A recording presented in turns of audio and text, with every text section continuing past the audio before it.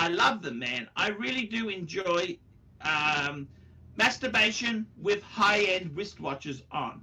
That's exactly it. I'll say it. I enjoy masturbation with high-end wristwatches on. Yank.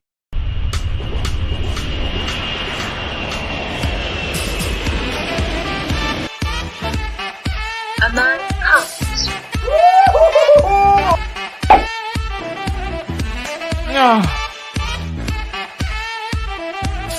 He travels quickly. Brisbane Airport, getting ready to get out of Dodge.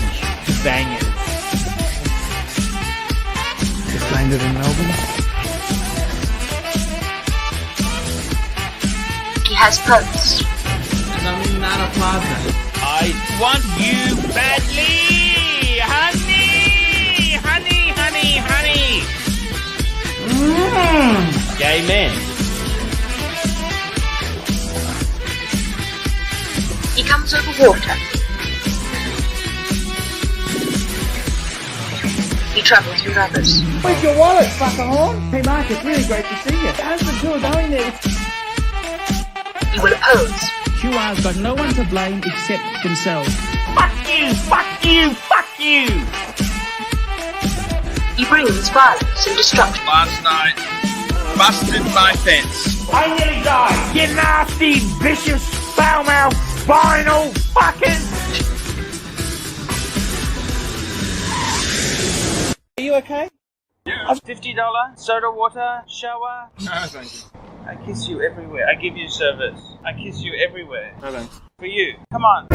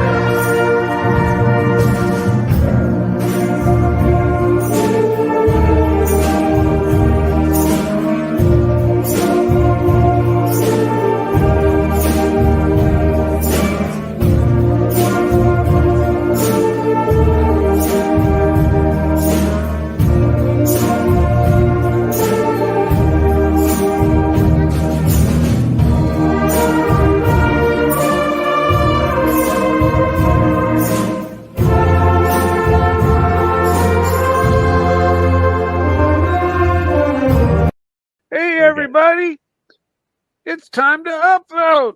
Woo! Look, I can even do it. Watch. There. It was that easy. All I needed to do is to upvote. That's all you need to do. It doesn't even take a wiggle of your finger or even just a wiggle of one of my teeth here to upvote. Just do it. Hello, hello, hello. Welcome, welcome, ladies and gentlemen, boys and girls. Welcome to the Archie Luxury Livestream channel. It is Sunday the 17th of September, 2023. Hope everybody is doing good. Hope everyone's happy, healthy, and well. Very first punter in the house today, of course, was the legend. That is one UCLT. Thank you, sir. And hey guys, welcome.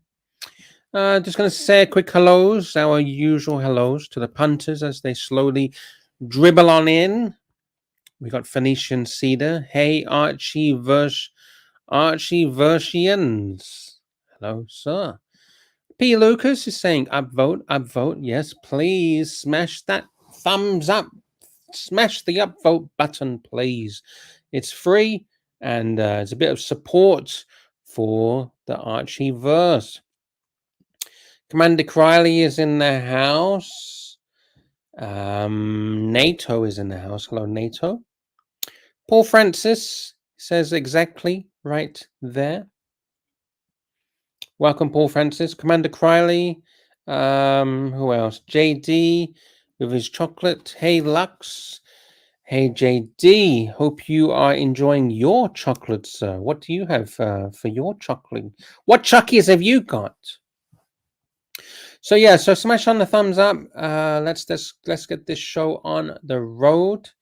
Currently got 38 punters in the house, and yeah, as people slowly but surely come in, and please do take a seat, get comfortable, grab a drink, and some snacks, some snackaroonies, and yeah, I think Archie should be with us shortly. I've dropped the link. I'll drop it a couple more times if anybody wants to have a chat. And please do support the ArchieVerse in any way you can with a super chat. If you want to control the narrative, if you want to support the Archie Luxury live stream, if you want to ask any questions, please do click on the super chat and send $1 or $2. Danger Will Robinson says that the avatar's kind of gross. Okay, I can change it. Do you want a sexy? Do you want a sexy avatar? How about this one? Is that more appealing for you, Danger Will Robinson? I hope it is. There you go. I hope that's better for you. So, NATO, yes, I see. I understand. Danger Wilson Robinson says, thanks, Lux. Yep, no problem. And Brent is in the house. Oh, that's a very nice watch. Also, we haven't been talking too much about the merch. Just going to do a quick plug for the merch. The official Archie Luxury merchandise. It is still available to get your hands on, and I think I need to add some more designs. I really do need to add some more designs. If you guys want any other characters, please let me know. We got the Tanzeel, we got the JJ, we have the Bear, we got the Angelic Slayer, we got Mike the Snake, we got This Arrest This, who I miss dearly. He is busy working these days. We got Archie versus the Bear. We got Archie eating ice cream.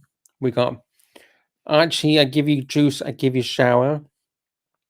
Half naked in a in the shower. This is my favorite, the Make Archie Luxury Great Again hat or cap. We got Bluesy Brothers. We got Snaky.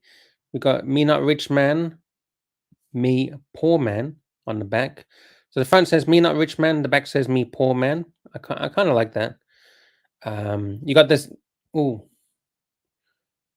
that is fucked up. You got I Don't Do Shit for Free. You got the Carmex, Patek and Pussy. We got Super Chat. You got the monogram, and the list goes on and on and on and on and on and on. So I'm gonna put the link in the chat if anyone's interested in the merch. We haven't spruiked the merch for probably a month or two. So there's the merch. Go check it out. Go check it out. The quality is really good. So go check it out. Mental Jock just joined in the house. Hello, Mental Jock. And introducing as well your pontiff. Your pontiff will be here shortly.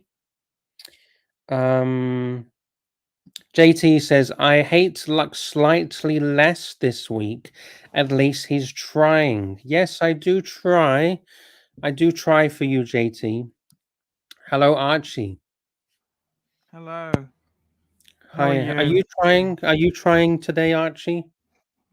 That's the narrative. You know, the hidden narrative is Archie doesn't try. He's just. He does. Archie does try. He does.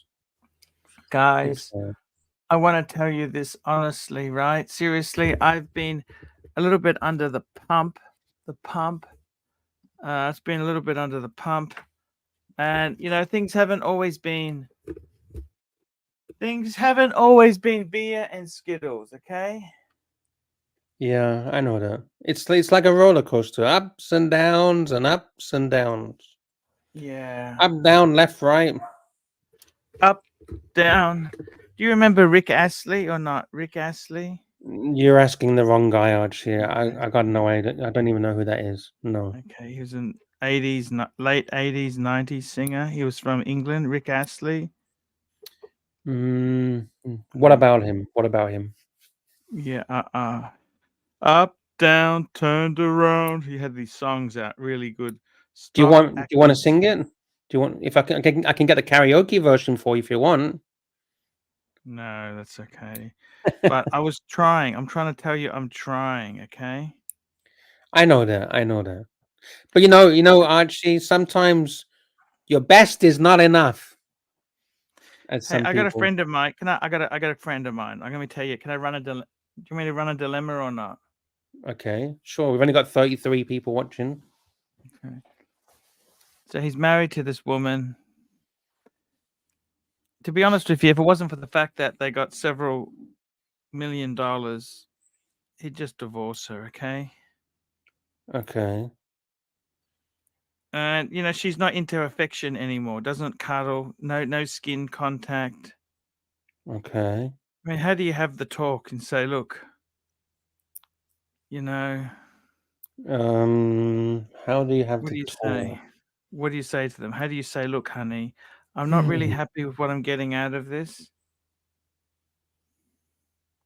Well, He's in a business. He's in a business that's not doing so well. So is he married? Is he married or just? He's married to her. He's been married for fucking 20 years to this woman. So I think one way of giving it to her, you get the divorce papers written up. You put it on the fucking table and say, "Hey, sign this or fuck." Yeah, but there's money. You understand?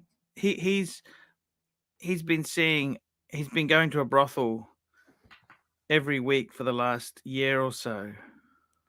Okay. He got addicted to pay for play pussy. Because the problem is with pay for play pussy, they're so receptive to you. I mean, you meet them. Oh, hello. Yes. Okay. Now, what would you like? This. It's a menu. Yeah. No small talk. No foreplay. You're straight into menu options. You understand? Yeah, because that's what you're paying for, right? Well, not you, but I mean, that's what whoever is paying. Exactly. That's what he's paying for. And it's kind of sad because you don't. Is that to be? Is those are transactional based relationships? Yeah, because it's like going to a understand? restaurant, right? You go to a restaurant and you Well, see he said to lobster. he said to me, if he went to a parlor and they didn't allow breasts to be touched, he would not go back for that girl. That's the end. That's the kiss of death. That's the kiss of. But you can hardly say that to a wife of 20 years, can you? What can you say? Hey, it's not working, honey. I'm sorry. I'm not happy. How do you say that to them? What do you say? And he's been caught a few times. Okay. Yes. You understand what I'm saying? He's been caught with other women a few times. So, you know, she's kind of repulsed by him. Okay. Do you understand? Okay. But what's more Maybe important for this guy, happiness or monetary objects? money. Well, both. He wants both. You can't have he can't have the cake and eat it. He's got to choose. Well, the other problem is, I said, once you find a replacement, a lot of the bitches he's been going out with, like looking around, shopping around, they have absolutely no money. I see. You know what I'm saying? I see. It's fucking Well, why terrible. doesn't he find a woman with money then, rather than finding not easy to find. And the ones who I tell you, it's really quite embarrassing. I don't know if I should tell you this story. It's up to you. But so he found this one woman, right? Perfect. She was really nice, cuddles, everything. When it went to the sex, she's got to use lubricant. Oh, that means. Wait, is he paying for this woman or is this a normal woman? It's a normal woman. Oh, that's not good then. Why is she using that? Because she's not interested. She's at that age. Do you understand? Archie, tell your friend this is why he needs to go for young girls. He's scared of getting them pregnant. Well, tell her to take the pill. You should tell her to take the pill. Yeah, it's complicated, okay? I know. It's hard. Everything's hard. Well, if it was me, I would choose happiness over the money. That's what I would do. If it was me. Mhm. Because Okay. I actually said What happened? I actually had a story about this with a friend of mine who lives in the UK, and he has a supermarket. He's got a supermarket. I think you might know this guy. He's got a supermarket. He's got millions and millions and millions in the bank. Has And he? Is he that well off? yeah, he's Asian. He's Asian. He's of Asian origin. When you say And Asian, you don't mean Asian like an East Asian. I mean you like Pakistani. Yeah. He's got millions in the bank. He's got kids, Mhm. and he doesn't have a life because he's at work all day, right? Taking care of the supermarket. Yeah, you don't make any money if you've got to have staff there. They pinch staff, okay? And I said to him, I says, why don't you just fuck? Because he wants to leave he wants to leave the UK to go back to Pakistan. Why doesn't he I said, sell "Why-" the business? Yeah, that's what I said. Just fucking get rid of it. I said, this business is not going to exist in 10 years' time anyway, because everything's going online, right? It's already his business is already failing because his customers have all died because of COVID. You know, the old age pensioners that would go and get their bread and milk and their daily newspaper. Well, no one's buying newspapers.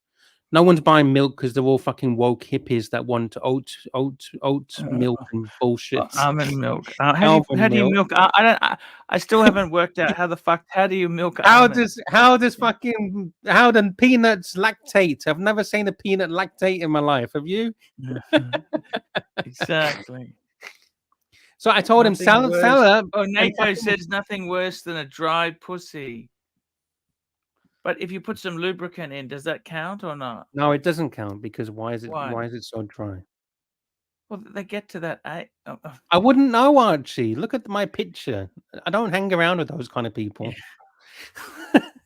I don't hang around with those.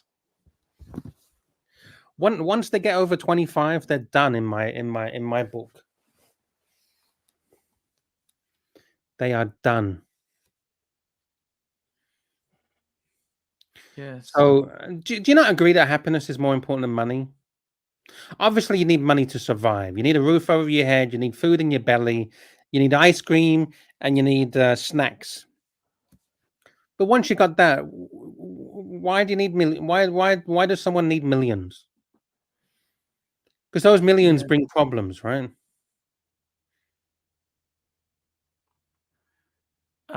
They do. They solve problems, but they do bring problems. Yes, they do. NATO says, Lux, that is creepy as. Why? Why is it creepy that I'm not into 50-year-old women? I'm not into old hags that are dry. Dry. Oh, shriveled up old hags that are dry as a bone. It's not very nice to say that. Well, I'm sorry. I'm just stating the obvious. That's just awful to say that, you know. What's awful? What's awful? That are like Dry. fresh. What about what? Have you ever tried any? What have you ever tried anything lower than? What's the youngest you've ever tried?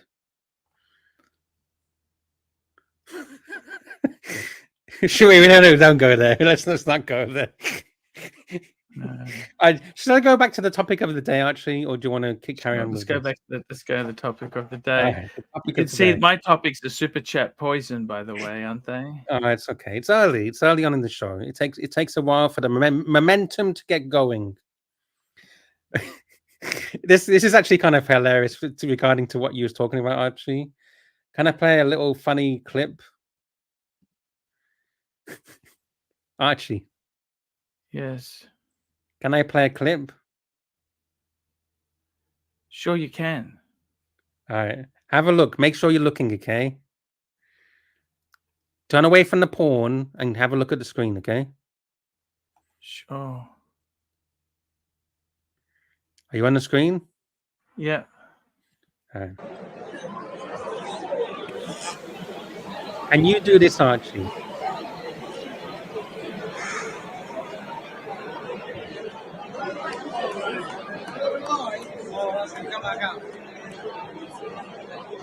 Why would you do that? Can Why you would you drink? do Can that? you drink like that?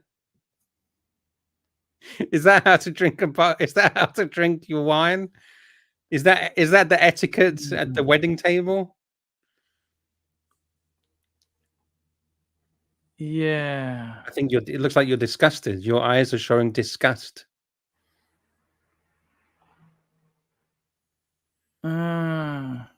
Fuck it hell, Archie. Wait, Archie, what the fuck are you doing? I don't know what to say, really. Do you? Say about what?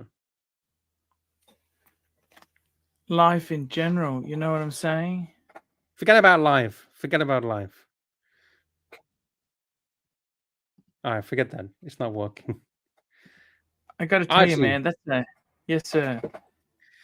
I Taxi for can't art. be. Mental Jock says taxi for art. What does taxi mean? What do you mean? What does it mean? It means Taxi. call the fucking taxi for Arch to fuck off. Okay, Archie. I love Let's this show. You know that? I love this show. I try to tell you stories. I bring in stories of my friends. I mean, if you realize. all right. Let's continue with your story then. Let's continue with your story. Yeah. So what? Okay, what advice does the punters have in the chat for that person? So that person, they have to use lubricant because it's shriveled up old 60-year-old. Is there anything wrong with that? It's up to them if they're happy with it. You're very Chat, let me know. judgmental, Luxy. I'm not. We're just having the entertainment for the punters. I'm not judging anyone. You know that. It's entertainment for the punters. You do raise a few good points, but you do raise some good points there, Luxy. Luxy, where's Sard gone? What's happened to all these people? What happened to Angelic? What happened to Angelic was Jake? here yesterday. Angelic was here yesterday. Nothing's happened to them. Yeah. I mean, Mental Druck was here yesterday. Sard was here yesterday. Sard was on your main show yesterday, Archie. Did you not remember that? Yes. So, Archie, do you still want to talk about the dried, shrivel up old PUSSY, or do you want me to go on something else? Change topic. Next topic. All right.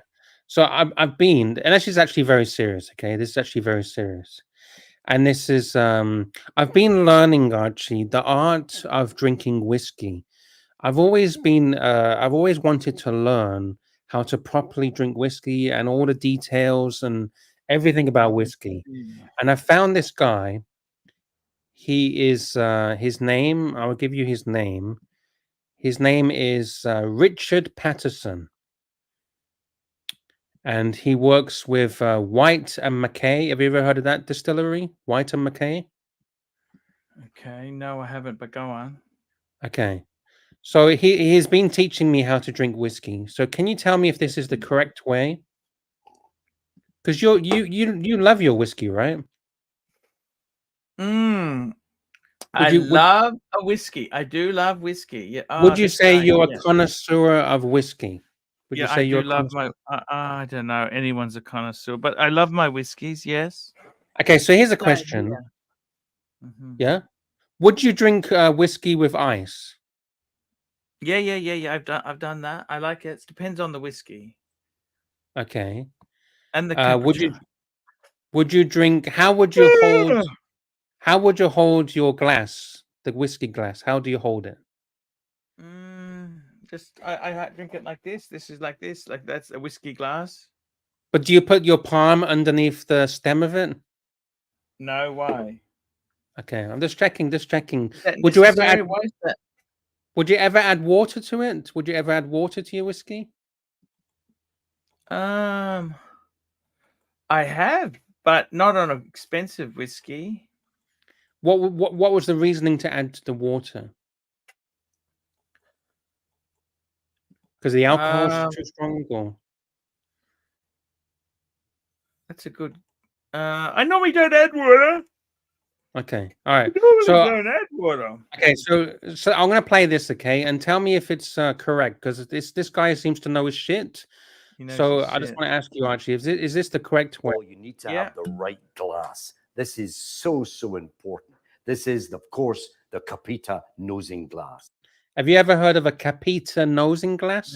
Never heard of it, but keep going. Okay. So you need to make sure that the whiskey goes in the glass, swirl it around, Yeah. get rid of it because the glass. Have you ever done that before? What? You swirl it around and then get rid of it, Archie? Oh, no. All right, I'll show you again. I'll show you again. So you need to make sure that the whiskey goes in the glass, swirl it around, get rid of it because the glass. Gotta make it clean because I've seen What the does it state say? of your fucking glasses, Archie. The Let's state. see what he says. What did he say? Can you show us? Actually, while we're playing this, can you show us one of your whiskey glasses? I want to see how clean it is. Have you got it to hand? Sure. Look how fucking dirty that is. Look at it's all frosted up. So yeah. I think this guy's on point. He's on point. You need to clean that fucker. Mhm. All right. So let's carry on. Glass has to be clean. Then you go back to it. Now, pay attention. All right, Archie, you paying attention? Yeah. Okay. This is the way you hold it, not this way. Definitely not warm. Do you ever do that? Do you ever warm it with your palm of your hand like Okay. that? What's he saying? What's he saying? Why is he saying this? It's teaching us. It's teaching us how to Okay. fucking drink whiskey, like a proper keep man, going. like a proper Scottish man. Warming it this way. But if I ever see you nosing it like this, I'll kill you. So first, He's gonna fucking kill you, Archie. Do you ever nose it like that? Okay. Okay. first of all, what I want you to do, swirl the whiskey around. Take it up and say, Actually, Archie, you know what? Have you got any whiskey to hand? Could you follow him? What he's asking you to do? No. Ah, come on. If Super we can get a super chat, can you follow along with the tutorial? Just keep going. What does he say? Let's keep going. All right. nosing it like this, I'll kill you. So first of all, what I want you to do, swirl the whiskey around. Take it up and say, hello. Then you go back to it and say, how are you? So Archie, do you ever say hello to your whiskey? Do you ask them how they're doing? How are you? Will you tell me my Do name? it slowly. Hello. Then you come back and say, quite well. Thank you very much. So I've never seen you do that. I've never seen you smell the whiskey with your nose right into the glass. You don't do that? Interesting. Do you ever smell Keep it? going. Because you like to smell your leather goods. Yes. I've never seen you smell the Yes. whiskey. Yes. So then how do you taste it? Well, you can drink it straight if you want, but you must be careful. Sometimes if you're not too sure, just take a little still water, cool still water. Little drop into the glass, not too much. But more importantly, when you take the whiskey, you must appreciate it.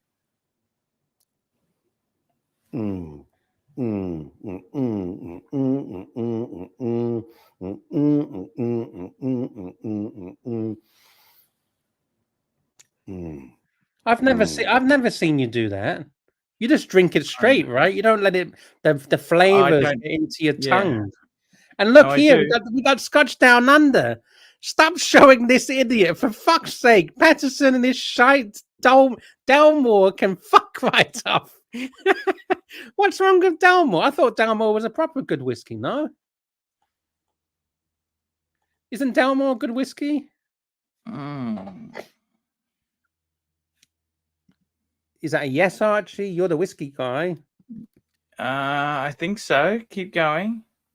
Okay. Sorry, Scotch. Jump on. Actually, Scotch, I would love for you to jump on. I've dropped the link because I would like you to tell us how the fuck we should be doing it because I want to learn this shit, okay? So I've never had anyone to teach me. So this guy seems to know his stuff. And Scotch Down Under, do you ever pour the whiskey into your glass and then throw it out to clean the glass? Let me know. I'd love to know that. You got a nice 40-year-old single malt, swirl it around and then throw it on the fucking floor? All right, so let's carry on. Hello there. By holding it long in the tongue, top of the palate, underneath the palate, and back in the middle again, you extract more of the flavors from this wonderful, wonderful whiskey. Take a big, deep breath. And that liquid gold just comes straight through at the end. Fantastic. Dalmore. Yeah, there you go. Dalmore. We're here today to talk about the Dalmore Single Highland Malt. We've got That's a good whiskey, right? Dalmore Single Hey, Highland it Malt. sounds very nice. I don't see what's wrong with it. Scotch Down Under. What's he saying? Dalmore is hyped crap. That is E150 coloring. Fuck me. Is that true? With a taste of whiskey? No, that can't be true. I thought it was natural No. coloring. It's not natural coloring from the wood? Maybe not. Please, Scotch, can you teach us a lesson or two? I've dropped the link. Please, I want a professional to tell me what is wrong with this fuckwit. We'd prefer an alcoholic if we can have an alcoholic. That's what a professional whiskey drinker's called. Is Mentor an alcoholic? Because he's Scottish. All right, so this is the whole thing. He's going to continue. He's going to tell me some more shit, some more details. Alexander, the only whiskey in the world with 6 different finishes from port, Madeira, Masala, Cabernet Sauvignon, and small batch bourbon. Well, that sounds fancy. Top notes like orange, cinnamon, spice, hints of coffee, and a little bit hint of licorice. I don't like coffee. Marzipan towards the end. I love marzipan. But if you want to extend that flavor, take some fantastic bitter chocolate. Let that melt in your. All right, let me get to the next part. He's got the next part. Oh shit, where's the next part? Let me come back to you. I got another part. I got the next part where he teaches me about the ice. Scotch Down and says, "I ain't no professional. Well, I'm a professional idiot." Okay. Where is it? Ah, here. I got it now. This is where he teaches me about the ice, Archie. So you say that you put ice in your whiskey. Scotch Down Under, can you tell me, should I put ice in the whiskey? Whiskey on the rocks? All right, here. The taste buds, anesthetizing them. So all you need is a little water. When I poured by the barman into a glass, and just when I'm about to take the glass from him to enjoy my whiskey, suddenly I hear this other noise. This other noise of not just 1 or 2 bits of ice, but many bits. This is now. Does that look good, Archie? Does that look good? Whiskey on the rocks. What does he say? Scotch on the rocks. This is taking my whiskey, ruining it with all this ice. In the olden days, when there was no ice, the Scots had to improvise. So what did they do? They went to the riverbeds. They took the cold rocks that had been chilled by the mountain snows. They put that into the whiskey, and that chilled it. I never knew that before. Did you know that? Yeah, I did. That they went to the river, the icy river, the mountain river, and got a couple of stones, the ice cold stones from the river, and they put the stones. Yeah, they have whiskey stones. Whiskey stones. Yeah, I know about whiskey stones, but I mean, I thought that was just a modern thing. I didn't realize that's what they used to do. They used to get stones so it doesn't dilute the whiskey, right? That's right. All right, so he's saying this is what you should do. If you ever hear the barman with his ice bucket, this is what you need to do, okay? Pay attention, Archie. And that's why we call it Scotch on the rocks. All I'm saying to you is this. If you're ever in a bar and you want to try and enjoy your whiskey this way, don't take it. Take hold of the barman and show him what it's all about. Yeah, chuck it away. Yeah, chuck it away. That's hilarious. Can you imagine in the bar you doing that? You grab the barman by his shirt. Take hold of the barman. You get hold of him and show him what it's all about. And you show him. Yeah, chuck it away. And you chuck it away.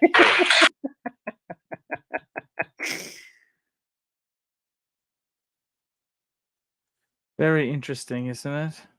Yes, very interesting. So I've had my lesson for today about drinking whiskey, and I think it sounds like fun, to be honest. Yes. So Scotch Down Under, what is he saying? What's Scotch Down Under saying? He says, drink it however you want, but not ice if you want to get the best out of the whiskey. How about water? Can I put some water in it, Scotch Down Under? Yeah, interesting. Yeah. So there you go. And I've also been learning about cigars, Archie. You know a bit about cigars, don't you? Oh, we got a super chat. Thank you. Trooper, $5. Hope you're well. It's Trooper. What a nice super chat. That's so Are you sweet. well? Thank you. I'm like, I think I ate too much for dinner. What did you have for I dinner? had my son over. I cooked some lamb chops. I'm just feeling a bit tired now. I don't know what's wrong with me. Do you want to go to sleep, Archie? No, I don't know what's wrong with me. If you want to go to sleep, you can go to sleep. No, I don't want to. I don't know. I just feel tired. I don't know what's wrong with me. If you want to rest, you can lie down. Have a lie down. I don't Put know your head on the I haven't done table. any work today. Do you do any work any day, Archie? I got them on the streams. They're complaining. Archie's not involved. He's not doing this. Holy Why? fuck. Why? What's going on? What are you I involved? don't know. Are you involved, Archie? I don't know. They don't seem to be that. Oh no, forget happy. about the punters. I'm asking you. In your opinion, are you involved? I don't know. Well, if you don't know, how the fuck do I know? Fair point. So you don't know if you're involved or not. That's correct. Okay. Well, if you want to take a nap, just put your head on the table and take a nap. Yeah, I know. I might later. Have you got a pillow? No pillows. No nothing. What are you doing? I see that you keep clicking around. What are you clicking around at? No, nothing much. I mean, what is much? Much is something, right? You're clicking something. Yes, you're right. Am I not interesting enough for you, Archie? I like your stuff a lot. You know that? So why are you clicking on other stuff? Why are you not talking to me? Yeah, that's a good idea, actually. What's a good idea? Not to do other stuff. You know, in the middle of a show. Can be in the middle of a show because it's not engaging, is it? People get Exactly. funny if I'm not engaging properly, do they? They get upset. What is the other stuff that is so important? What are you doing? It's not even important, is it? You know, this is the thing. I don't know. I don't know what you're doing, so I don't know. We got a very kind super chat from JT, $2 Aussie, Archie. He's a cool guy, that JT dude. He tries his best. You know this? That dude, he tries his best. He says, take time off, Archie. 7 days a week forever is crazy. Yeah, I think you do. You should take a day off. If you want to go, you can go, Archie. No, that's okay. I'll figure it out. I'll figure it out. I want to help you a bit, you know. Things. I know, but I don't want. I know, but I don't want it to be at the detriment to you. If you need to, that's okay. I'll stay a bit. I'll stay to the other 20 minutes. I don't know what's wrong with me. It's getting hot in Australia. You know that? It's hot. Yeah, you know, because hot. summer's coming. Summer's coming. Summer is on the horizon. Hey, Scotch Down Under. What do you think of that fucking pompous fuck who's throwing his whiskey exactly around? a pompous fucking idiot? Oh, come on. Everyone pulls the piss out of fucking Patterson because he's a fucking idiot. No one puts fucking whiskey in their glass and then throws it over their fucking shoulder on the carpet. It's to clean the glass. No, you don't need to clean. You put water in your fucking glass. You clean the glass. You make sure it's nice and clean. And then you put your whiskey. You know what? I reckon these clean glasses are overrated. Archie, what the fuck? That is the worst fucking glass I've ever seen. That is disgusting, Archie. Wait. Let me full screen. Why is it? Why is the top so like frosted and like steamed up? It's not too bad, this glass. Can you put your finger in it and like rim it? Green stuff going on it, okay? There's no green stuff Archie, going on can you rim the glass with your finger? Give it a good rim. Rim the glass. Rimming. Oh, Go how on, rim often it, should- rim I- it, I rim clean it, it once rim a it, month, rim it, okay? rim it. Just rim it, rim it. Give me go and clean the glass. Do you No, really no, no. want me to Rim go it with and- your finger right now. You don't need to walk away. That's an excuse for you to get off the fucking show. Can you rim the glass? Just put your fingers around the top of the glass and rim it. Yeah, we can. Okay, Talk can you to do me. that? Hey, You said you Scotch can, under- so can you do it? Yes. Do it then. Thank I'll go and do it, okay? Oh no, stay here.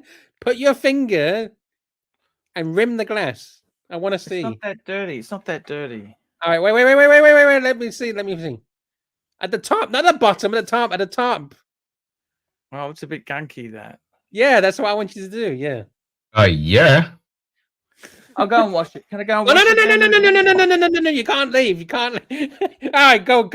Just go. Do you mean to wash it or not? Do you think I should wash it or not? How often do you wash your That is glasses there? disgusting. Oh, fuck me then. How often do you wash your glasses? Clean. Yes. Glass needs to be clean. Look at that. Clean. Oh, look at that. That's a proper fucking clean glass.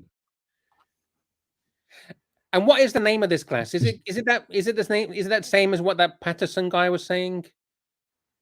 No, this is not a computer. I do have a computer. This is a Luigi Burmelli Vintuic spirit glass. A Luigi what? A Luigi what? Fuck.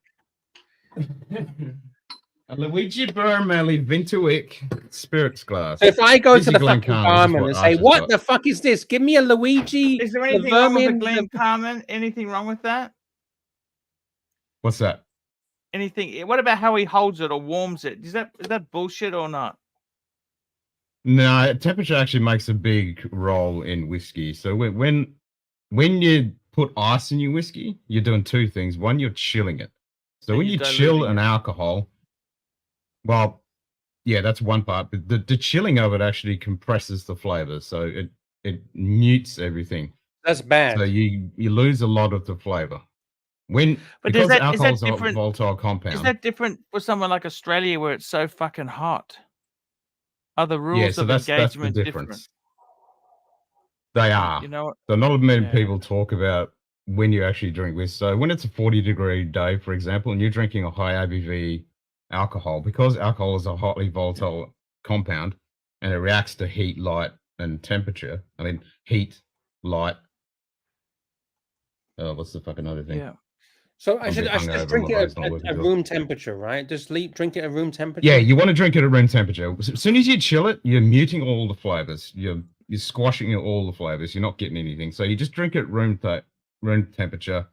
It's unlike wine and stuff like that. You will need to have it at like 18 degrees to get the best out of it, depending on the wine. Blah blah blah. But whiskey, you just drink it neat. Should I leave it open? Should I leave the bottle open? You know, like wine, they say you should leave it open or something. Fuck no. Again, alcohol is a volatile compound and it will evaporate out of the glass and out of the bottle if you have it open. Every single time you're opening the bottle, what happens? Oh, so it's like Pepsi. I'm letting the fizz out. Kind of. So the headspace between the cork and the level of the whiskey, the alcohol, a lot of people call it oxidation, but it's not. It's dissipation of the alcoholic compound. So they're actually breaking away from the liquid and they're going into the headspace. So where the space is. So each time you open it, you're letting all those alcoholic compounds come out. And the lower it gets, the more headspace. Is that initial, the best tasting part of it is that initial bit. Is that true? Not necessary. So from the head to the toe of the whiskey, it will change. So when you do what they call a neck pour, is when you first open a whiskey, it's brand new, you open it, you're going to get a tighter flavor profile than what you will when it gets all the way down, because it's going to change through the bottle. It's going to change when the temperature. Should you give it a shake up? Should you shake it up? That doesn't. Yeah, maybe there's some sediment at the bottom. Should we shake it? Sediment at the bottom. Do anything.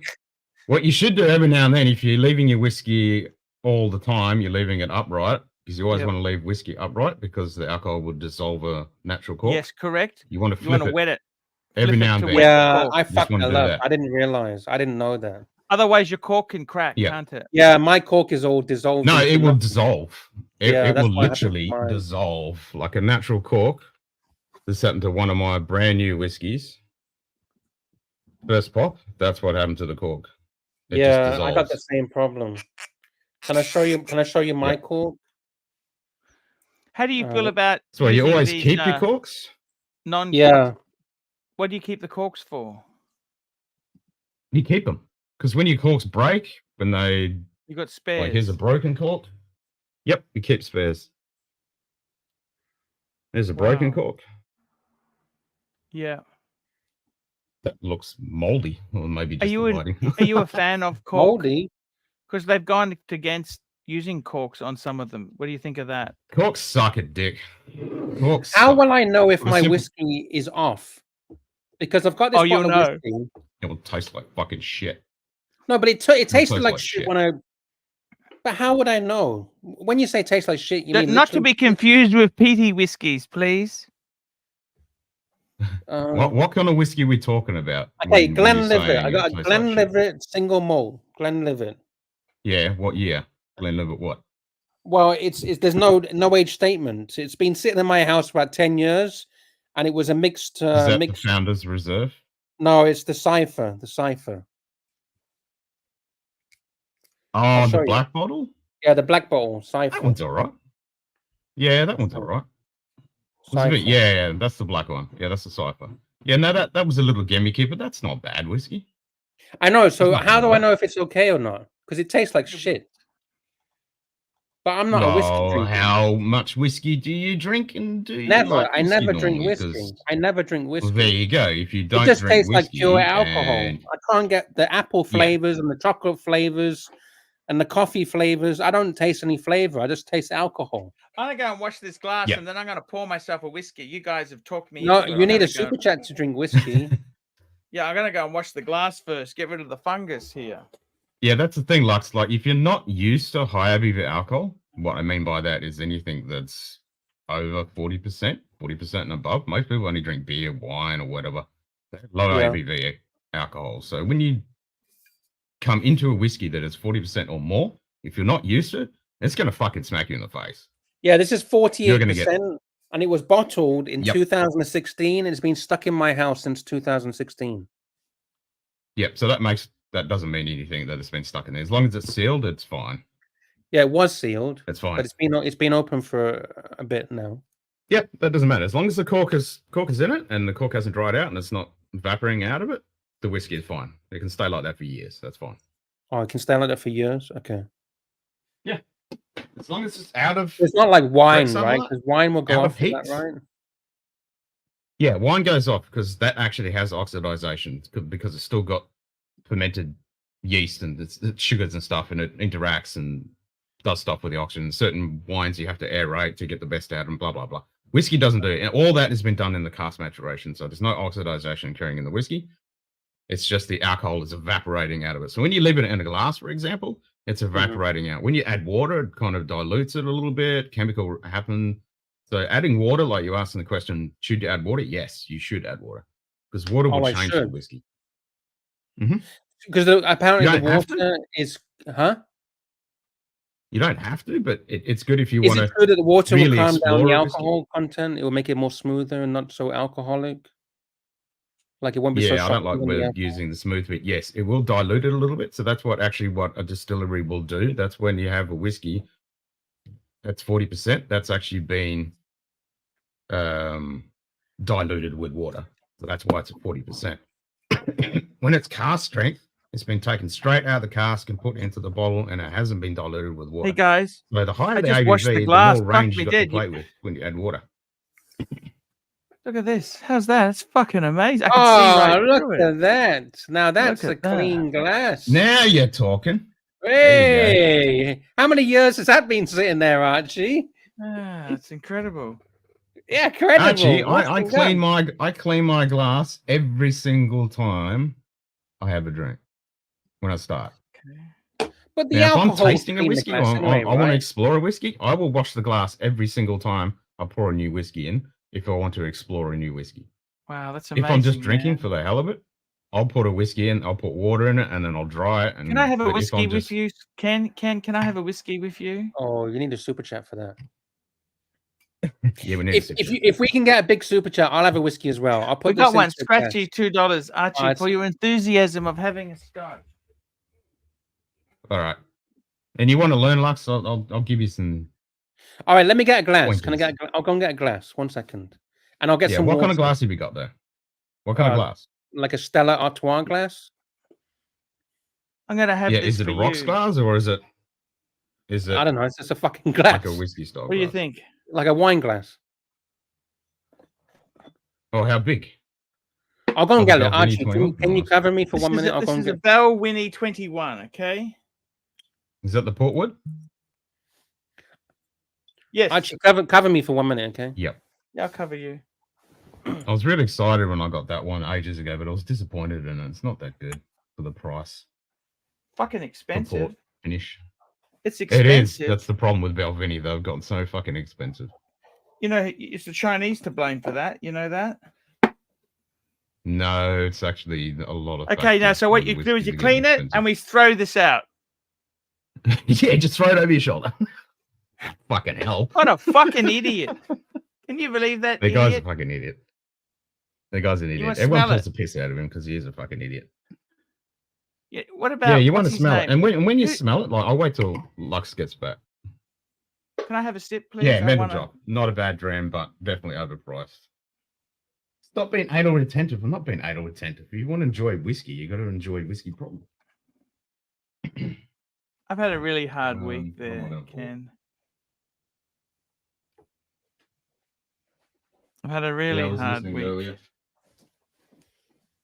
Whiskey will help it. All right, I'm back. Hey, I'm just going to share this to you. See, here you go.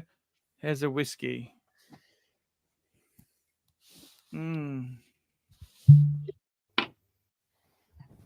I don't Alright. think you should ever. So One if you thing I wanna- must say is you never scull it. Do you ever scull yours, Ken?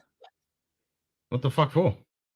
You want to enjoy it, don't you think? You don't scull it. You enjoy it. I don't mean, if you think? want to get drunk, drink your whiskey however you want. But if you want to get drunk, just scull it. But yeah, if you want to, Yeah, but if you want to enjoy scull it, what start, actually you is, use a cheap whiskey. You don't have to use expensive whiskey. You've got a really good Yeah, whiskey. You want to exactly. savor it, don't you think? yeah, you want to enjoy it. So you want to have a good glass. What was that glass? All right, I got a glass with some water in Fucking it. hell, that's fucking huge. Is that enough water? Or is that too much? No. You don't want water in it like that. And I shouldn't hold Sure, it you like could add this, water. right? No. Well, Is you that actually do warmed if up? it's really cold. If you're in a cold climate and it's really cold, you actually want to warm the whiskey up. I think that's too much water. Let me take the water out.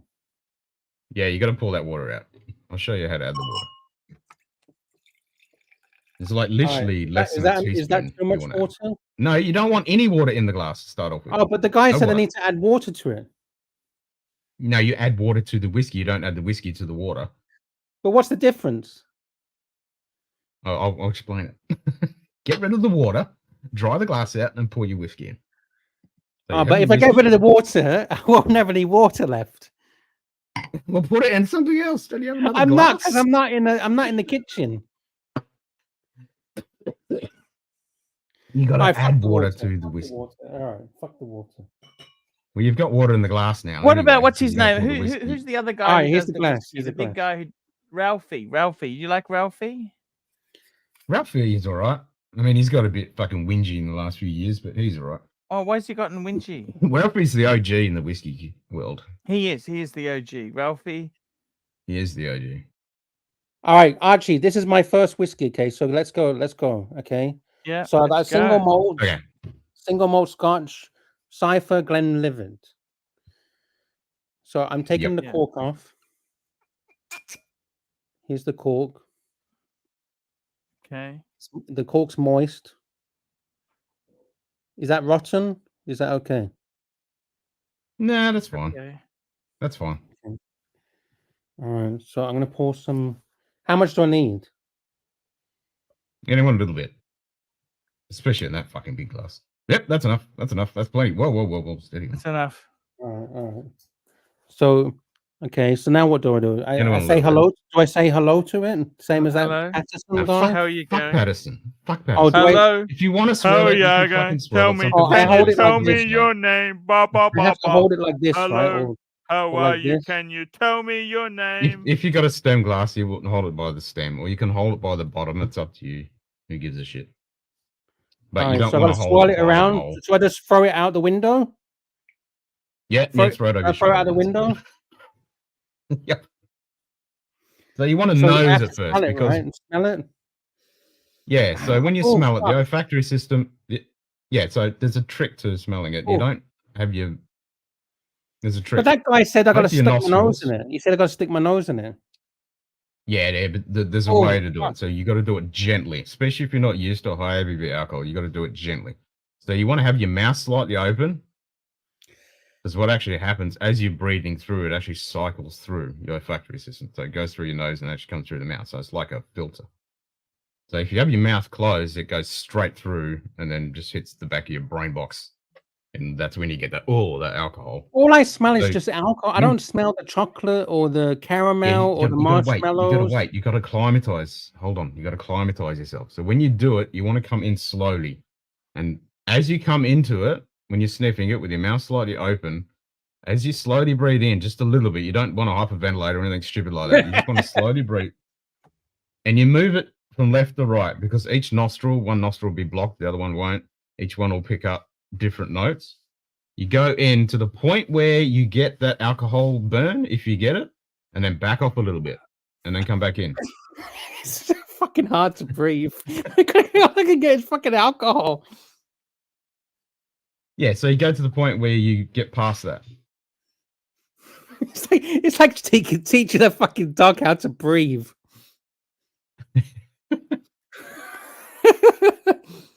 All I'm getting is the alcohol fumes. I'm not getting any fruits or anything.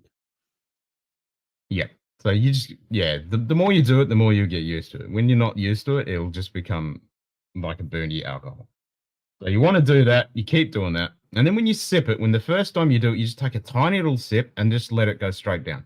Don't do that chewing fucking the other Patterson guy fucking said I should leave bullshit. it in my mouth. Shouldn't I leave it in my mouth? No. Not to start off with. Not to start off with.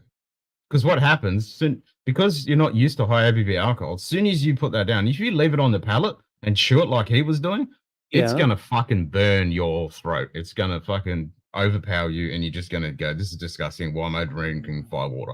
Yeah, that's what happened before. Tiny little sip. Tiny little slip. Tiny little sip and swallow, right? Swallow or spit?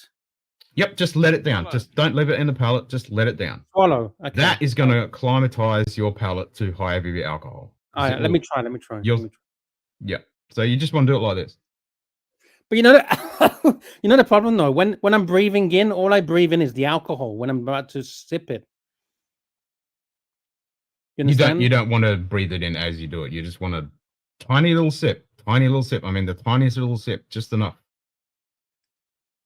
Tiny sip for that first little sip. Okay, I got a tiniest sip. Yes.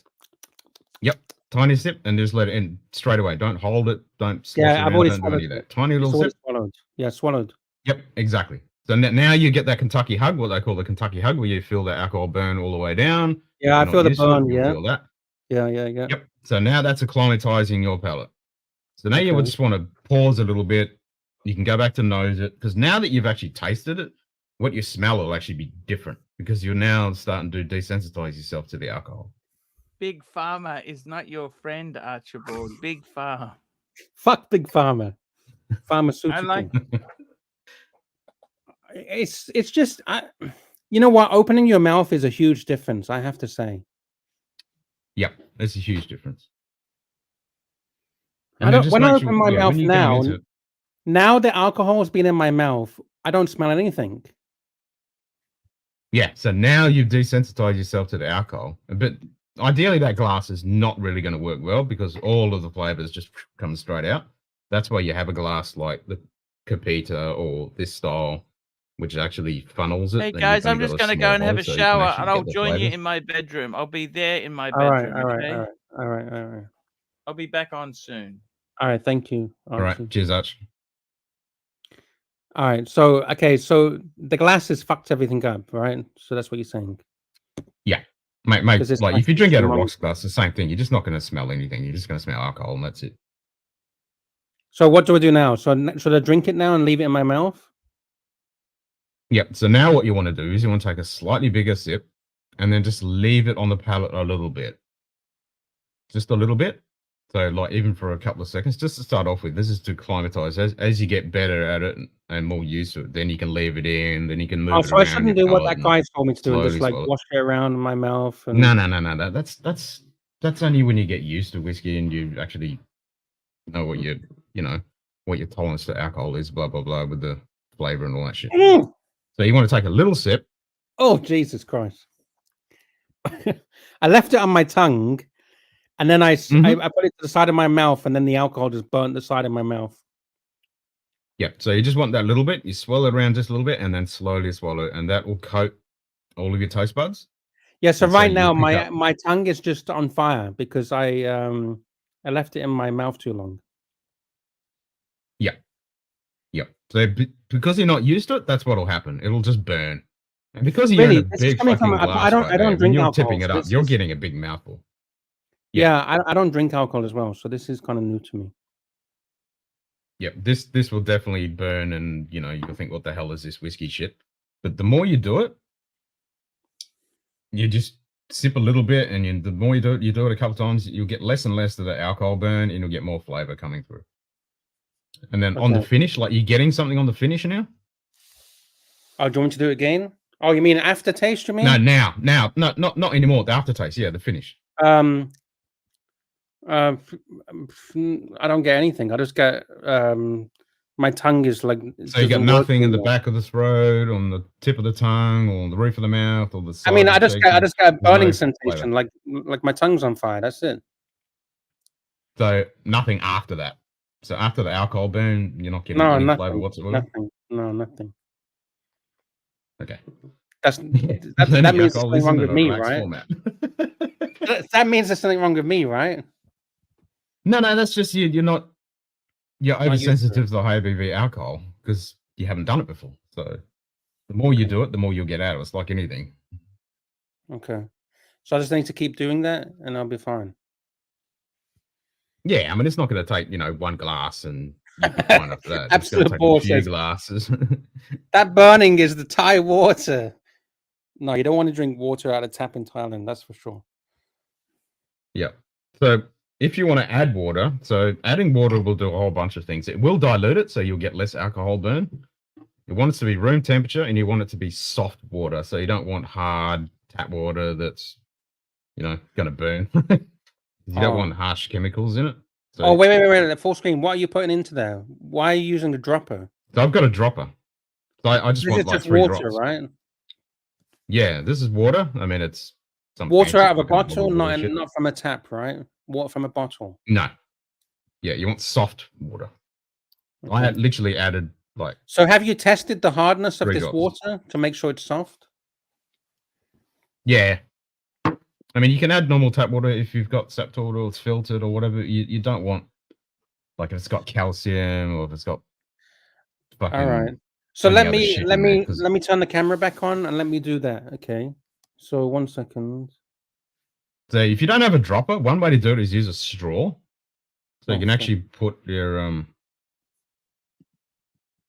get your straw, you stick it in, and then put your thumb over it, and then it'll give you just a little bit. And or use a teaspoon. I'm holding the glass wrong. It's like this, right? Well, it's not really the good glass to do what's. I know. Bullshit. All right, if so you've got a teaspoon, you literally just want water a teaspoon. in my Bangkok. No, not that much. You want literally a teaspoon. You only want a tiny bit. All right, so let's pour it in. Because you've got quite. Oh yeah, steady on, Jesus. But just so you know, that was tea water. Because I told you I had nowhere to put the water, so I put it in my teacup. I had a little bit of tea in it. So now we got. Now you've ruined it. Look at that. Now we got tea infused water. Oh my God. It looks like this. All right. So now what do I do? The same as before, right? Well, now you throw that over your shoulder because you've ruined it. No, but I told you I had nowhere to put that water. I did warn you. All right. Let me try it. Let me try it like this. Shocking. All right, let me try it. Maybe it tastes nice because I love tea. Let me try it. Should I breathe it in Yeah. first and smell it? Do whatever you want now. Now you've got tea to I it. mean, maybe It's I'll all get yours, the, mate. the That's your smells of cocktail. the teas and the coffee and the chocolates now because I've had my tea. It my might tea and my taste all right, biscuit. or it might taste like absolute shite. All right, let's have a try. Port Charlotte 10. Fucking love Port Charlotte 10. Love Port Charlotte 10. This is the 1 liter bottle, which is an absolute fucking bonus. Yeah, this is good shit. Yeah, it's just it's exactly the same. That water did nothing. Well, that wasn't water. That was tea. I mean, it was water because I mixed the tea with the water. Remember that water I had before? Yeah. Yeah, it still burns of alcohol. I should put more water in there. It will. And now, the more water you add, you're just going to get alcohol and wood flavor when you overdo it. Okay. What if I put some chocolate in it? Can I put some chocolate in it? No. What you can do, if you want to eat chocolate, you can pair your chocolate with your whiskey. So have a piece of chocolate, and then you have your whiskey. And you have whiskey, and then you have a piece of chocolate. And the food pairing. Okay. All right. Let me do that. Thank you for the lessons. I really appreciate it. So what's wrong with that Patterson guy? He's a fucking idiot. I know it was a bit of a comedy sketch, but I've actually been watching some of his genuine stuff. And he seems like an intelligent and very knowledgeable man. No. I mean, one, he works for White Mackay. Well, he used to. I think he's actually doing some more shit now with them. What's wrong with that company? They're fucking shit. Like I was saying before in the chat, with the Delmore and Jura, those are overhyped fucking whiskies. It is nothing but E150 with fucking flavor of whiskey. It is so fucking overcolored and filtered and fucked with that it is overhyped shit. Don't buy it. It's crap. Because it's very expensive. Yeah, I always see Delmore as like the expensive, the fancy packaging. It looks very glamorous. Exactly. You're paying for the name. It's crap whiskey, to be honest. No one who really is into whiskey fucking rates Delmore. A man from Sophia says, It's try to drink water after you drink the whiskey. Okay.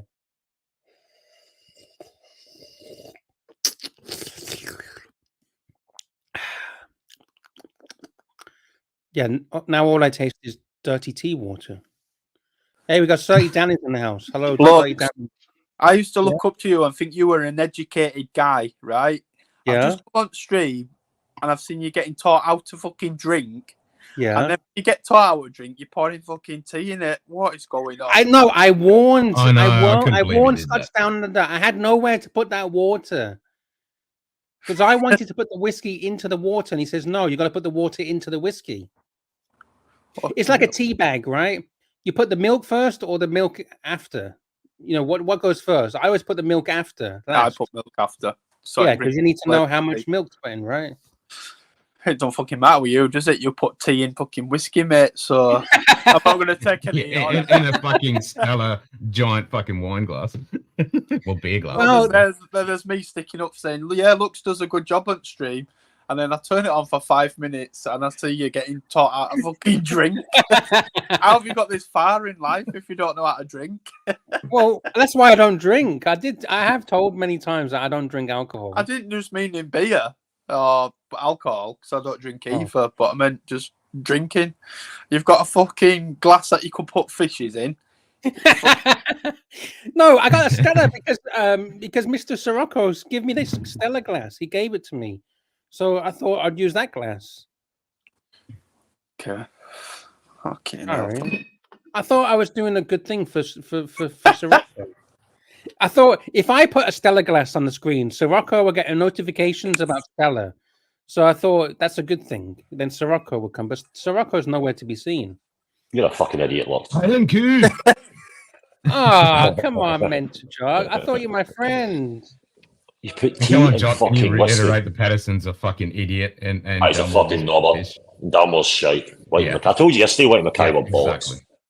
I'd just stick to cordial pop if I were you, Lux. Stick to what? Sorry, cordial. Cordial pop. That's what I do drink. I drink cordial. That's what I drink. I normally drink cordial. Hello, Jay Gray. Good morning, good evening, good afternoon, folks. Welcome.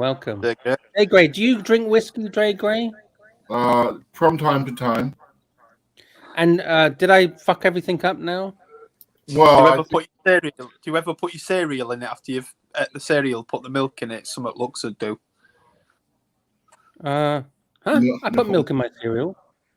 No, but what I'm saying is, fucking, I've seen how you go on. You probably put your cereal milk back in after you've ate your cereal in whiskey and all. Do you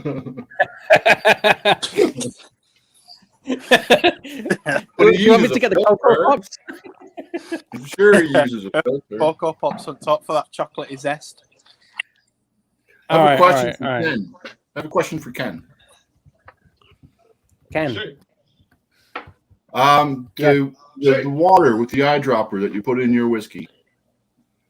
That's just distilled water. It's not distilled. You don't want to do distilled. This is fluoride. It's fluoride. It's just a bottled water. Yeah, it's pure fluoride. Exactly. No fluoride. It's bottled right? water. But Okay. it's a nice fucking, I don't know, artisanal bottled water bullshit. It's a nice water. It's neutral flavor. It hasn't got any chemicals and shit in it that I know of. Right. Neutral flavored water. I thought all water was neutral flavored. Now, each of these distilleries, sorry, they have their own source of water. Correct. Most likely spring water. Lots of them do, yes. Wouldn't it be nice if you could buy a bottle of the size that you have, a little tincture bottle of that stream water or that spring water? There is a company that actually does do that. Now, it's stupidly fucking expensive and it's unnecessary. Okay. It really is unnecessary. Because a lot of the water that goes into the tomorrow's distilleries show, we will be teaching Lux how to eat. Yeah, did you see this comment discount? This is your mouth. Banana by a monkey. Don't confuse him. How to breathe. You just want a soft water. Like, if you've got a filter thing on your tap or whatever, that's fine. You just don't want it that it's got fluoride and fucking chlorine and calcium and all that shit in your water, because it will influence the whiskey. All right, I'll do it again. Let's do it again. I'll do it properly this time. Yeah, go get a drink of coffee this time and add that in. Or your cereal milk. Well, just get a spoon and put the water I'm in not the in the empty cup that kitchen. is I'm not in the clean. kitchen. I'm not in the kitchen. Go get Do you a know what a spoon. spoon is, Lux? All right, I'm going to take this out. Okay, I'll take a this teaspoon out. of water, and then we need to clean that. You'll go and get a fucking ladle, right? He's not going to get a spoon. You'll get a fucking ladle. Fucking hell, Lux. Probably. All right, Are those the only two glasses you have in your house? Because I'm not in the kitchen. I'm not in the kitchen. So he's going to leave that cup and he's going to add that again to it, Ken. All right, so Yeah, he's gonna pour that. He's gonna pour that whiskey in that glass now. It's already been tainted with fucking tea water. And then he's All going to add right, that. you said I can eat it with chocolate, right? I can eat it with chocolate. Why don't you just fucking break it up and mix it in your whiskey with rest of that junk? Can we do it like an ice cream when we put like what do you call it? A 69er? All right, so I got my chocolate in there. It's going to look like a washing up bowl soon with all dead. fucking bits of carrot and that in it. I'll put the plastic in there to get extra flavour. Oh my God. I'm out. I have no fucking words for this. Poor Ken putting up with this. No, this is good whiskey. This is a cipher. This is like a $500 bottle of whiskey. This is actually What's very in that? expensive. What's in that? Strawberry Fucking yazoo? $500. It is. Go look. It's very hard to find now. It's been sitting on my shelf since 2016. And what contents does it have in it? Fucking strawberry milkshake, cereal milk, bits of carrot. What the fuck? I dribbled it. Oh, king hell. I bet you're one of them kids that your mum always had to say to you, stop playing with your food. Yeah, she did actually. She did. She Yeah, did. She I can did. imagine. All right, I'll just eat it with like whiskey infused chocolate because you can buy whiskey infused chocolate, can't you? So would this be the same as that? If you buy whiskey that's infused with anything, it's not fucking whiskey. It's a Is this how they make those whiskey infused chocolates? All right, let me. Try Yeah, this. they go into a factory, they get a No. twirl and they start fucking twisting around in a barrel of whiskey. Yeah, we'll sell it to people like Lux. you can get whiskey that has what they call a chocolate malt, where the malt has been extra fucking cooked and it gives malty chocolate flavors. Oh god, my phone's ringing. How did that taste? Oh, really nice. Hello? Just drink it from the bottle, Lux. You're hopeless. Sorry. I'm sorry. I apologize. I wasn't trying to fuck up things. It's just a man has to work with what tools he's got to hand, right? I'm sorry. Please forgive me. You have a teaspoon. You could have just got a teaspoon. No, I don't have a teaspoon. It's down. It's in the kitchen. You can go get it. But I'm trying to do a show. It's 5 seconds to go get a teaspoon. No, his house is really big. Yeah, it's on the west wing, and I'm on the east wing. It's right huge. What? The fucking tent? Don't you just lean over in the tent? No. It's outside the tent. I left it at the river. It's outside I was washing it at the river. Left all your wash. You were washing the dishes at the river. Yeah, it's all in the river. So, in all seriousness, I was looking at some of the most expensive whiskies I ever sold at auction as well. Scotch Down Under. Do you ever consider whiskey as an investment, similar to people think of what it is as an investment? No fucking way. Made to be drunk and enjoyed. Yep. Wear your fucking watches. Drink your fucking whiskey. All my whiskeys are open, and I drink every single one of them.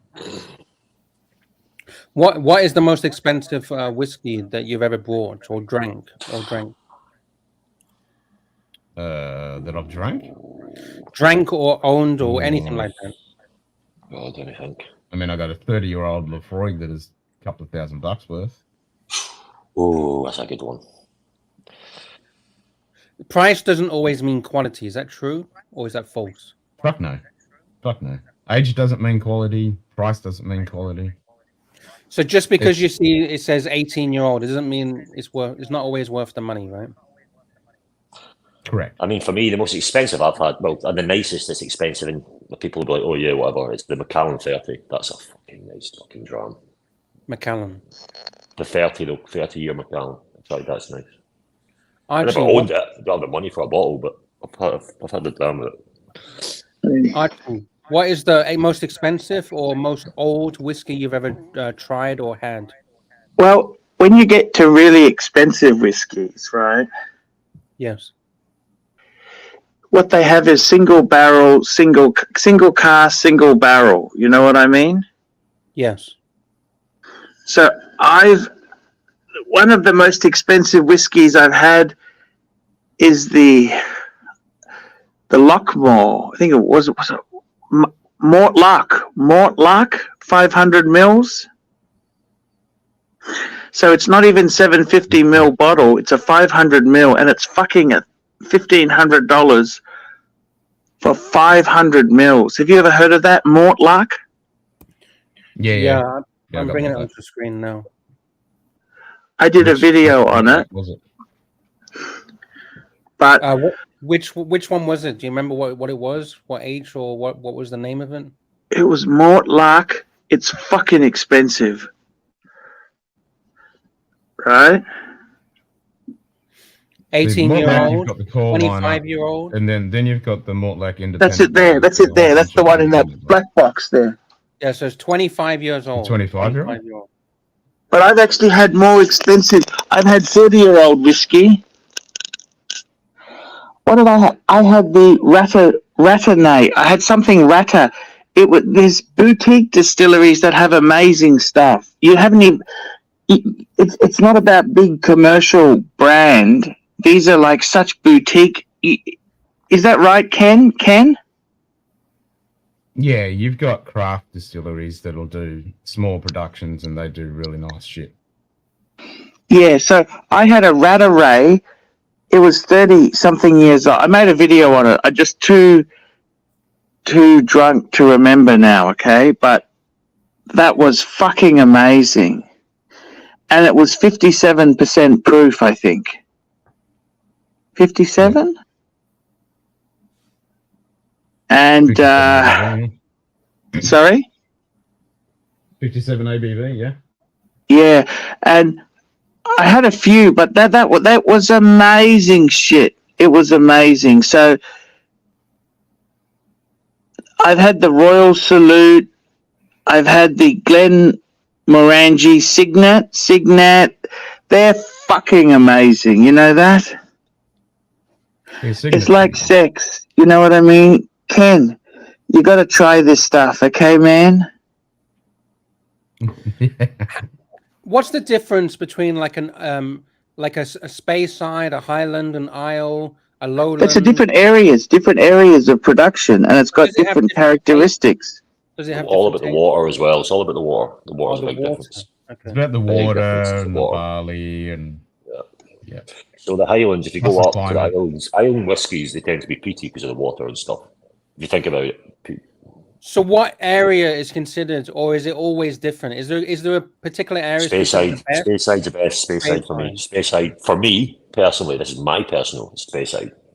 Okay. See, I like the peaty scotches. I like peaty. Are you a peaty man, Ken? I fucking love my peat. Yep. Oh, I love peat. I love it, man. You know, Adbeg,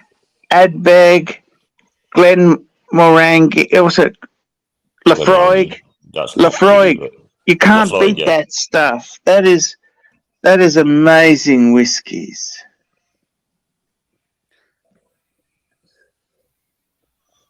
I love those whiskies. You know something? One thing is, I always drank all the whiskies. I love good whiskey. There's no other drink that does it for me. What do you think, Ken? That's a good one. Did you have Lacaverne before? Oh, yes. Lacaverne.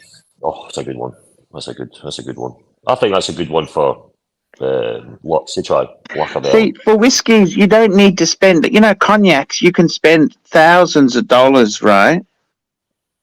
Whiskies aren't as ridiculous like that, don't you think? You can get a great whiskey for a really good price. Again, my favourite is the Macallan Gold. It's my favourite in the world, and that's what a $40 bottle of whiskey. You can still find it in Scotland. It's not a lot. Don't quite taste. Which Campbelltown are you? Springbank, Glen Scotia, Kilkerran, what? Longmore. I mean, Long Road. What are you? What are you? Which ones do you like from Campbelltown?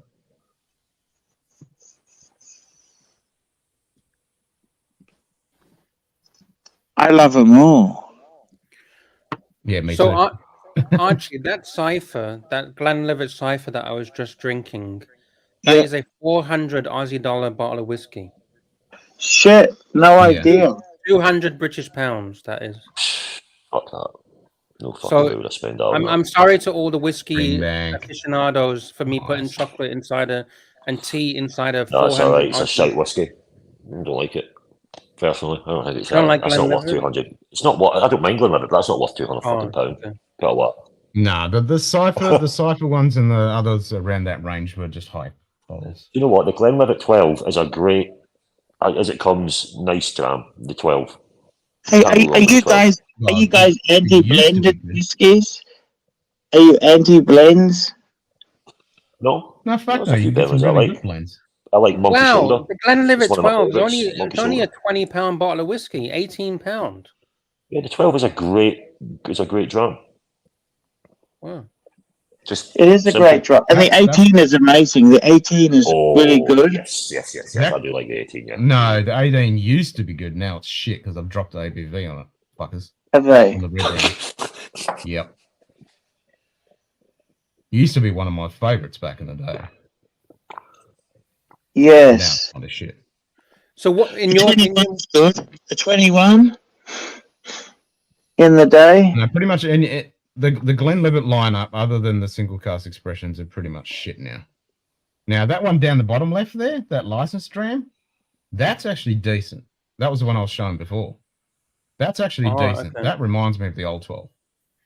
It's on sale, 43 British pounds. 4.8 4.8 stars out of 5. That's not bad at all. That's not a bad price. That's decent. I bought 2 bottles of that because I really like that one. That's actually reminds me of the old 12. What about this? New type of shit. £110. Glenlivet Rare Cask Triple Cask matured 40%. Not 40%. Fuck no. You pay it all because it's in a gift box. Fuck off. Oh, it's got a gift box. You just pay more. Yeah. I'm a huge fan of Glenfarclas, by the way, guys. Glenfarclas is really good if you want to get a high age whiskey for a really cheap price. You can get really good high age, like a 25 for really good money. The problem is it's a real luck of the draw whether you get a good one or not. Like Glenfarclas Family Reserve and some of the others can be really good, but it is such a fucking luck of the draw whether you get a good one or not. Glenfarclas 15 is good, but again, because it is batch produced, some batches are really shit and some are really good. How are you on Indian whiskies, Indian and Japanese whiskies, Ken? Love Japanese, yeah. Fuck yeah. Japanese good. I mean, it's really fucking Indian? Indian, like the Amrut Fusion, for example. Yeah, Amrut Fusion. I love it. Yeah. So that's actually a fusion between Indian whiskey and Scotch. That's why it's called the fusion. That's really good. But if you want pure Indian whiskey, obviously you can get things like Rampur. But Port John is really good. Port John is a good Indian malt. What about Yamazaki? Or is it too mainstream? Like it's too mass produced? No, Yamazaki it is good. Haikyushu, Hibiki. They're all great, but they're fucking. Because isn't there like one company that pretty much rules most of these whiskies? I forgot the name of the company. No, you've got Beam Suntory, and then you've got Suntory. Suntory. Yeah, Beam Suntory owns a big chunk of them. But is that a bad thing like for one big company to own most of these brands? Like the big name brands? Like anything, isn't it? Everything is owned by one big fucking international conglomerate. I mean, because it's the same in Scotland, isn't it? What's the name of that company in Scotland that owns like a lot of the big name brands? Diageo. Diageo. Yeah, they own like 27 fucking distilleries or some shit in Scotland, but they have a huge portfolio of different liquors across the world. They're the biggest. Like White Mackay, fucking Patterson idiot. They've only got a small portfolio, but you've got different companies that own the different ones. But then you've got independents like Springbank. Glenfarclas is still family owned. So you got different stuff. Oh, here we go. Indian whiskey. Here you go, Archie. Yep. Paul Amrut. They're really good. Amrut. Paul John. Yep. So Amrut, like you can get the Amrut Fusion, or you got the other ones. The Paul Johns are really tasty. They're good. It's not cheap. £200 for a Paul John. Yeah, they're not cheap, but they're worth it, man. Yep. And Taiwanese whiskey, like the Cavalan, is fucking amazing too. What about a Thai whiskey? Have you ever tried a cheap, shitty Thai whiskey? Yeah, Cavalan. That's what I was just saying. Cavalan. Cavalan is really good. Thai, not Taiwan. Thai. Thailand. Yeah, Taiwanese. Yeah, but I'm talking about Thai. Thailand. Taiwan. Yeah, not Thai. There's no whiskey out of Thailand that I know of. Because Thailand has whiskey as well. It's called Thai whiskey. Hong Tong. Have you ever seen Hong Tong whiskey? Thai whiskey. No. And the Mekong. Have you ever tried Mekong? No. Or Sang Som. Here you go, Sang Som. Yeah, so I haven't heard much about those. A lot of them are really nasty. The Mekong River whiskey.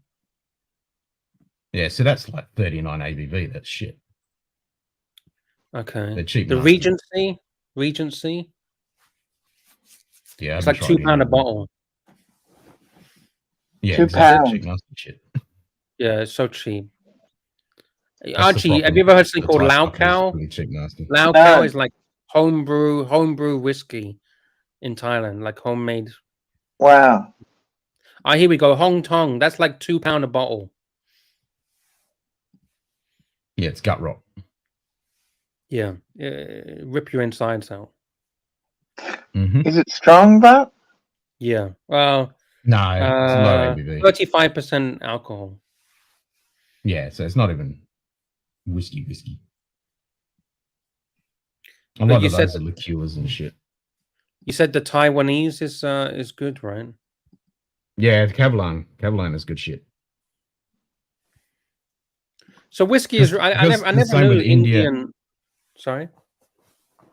There's the same because Taiwan and India, they're such hot climates. The whiskey matures very rapidly, and so they can put it in some pretty cool casks for a short amount of time and get a lot of influence on the cask. So you get like the Solstice series, Reports, PX, Pijamenes and Oloroso and combinations thereof, and you get really good whiskey. I've got a Port Solstice, which is fucking amazing. And I had the Sherry Solstice from Kavalan, which is. And a quiet if taste. you reckon the whiskey you were drinking was fucking high ABV and knocked you for a 6, you want to try a high ABV Kavalan. It will fucking knock you around. That's great. Well, a quiet taste says, have you ever tried Hong Kong candy? No. What's that? Sounds a bit weird. There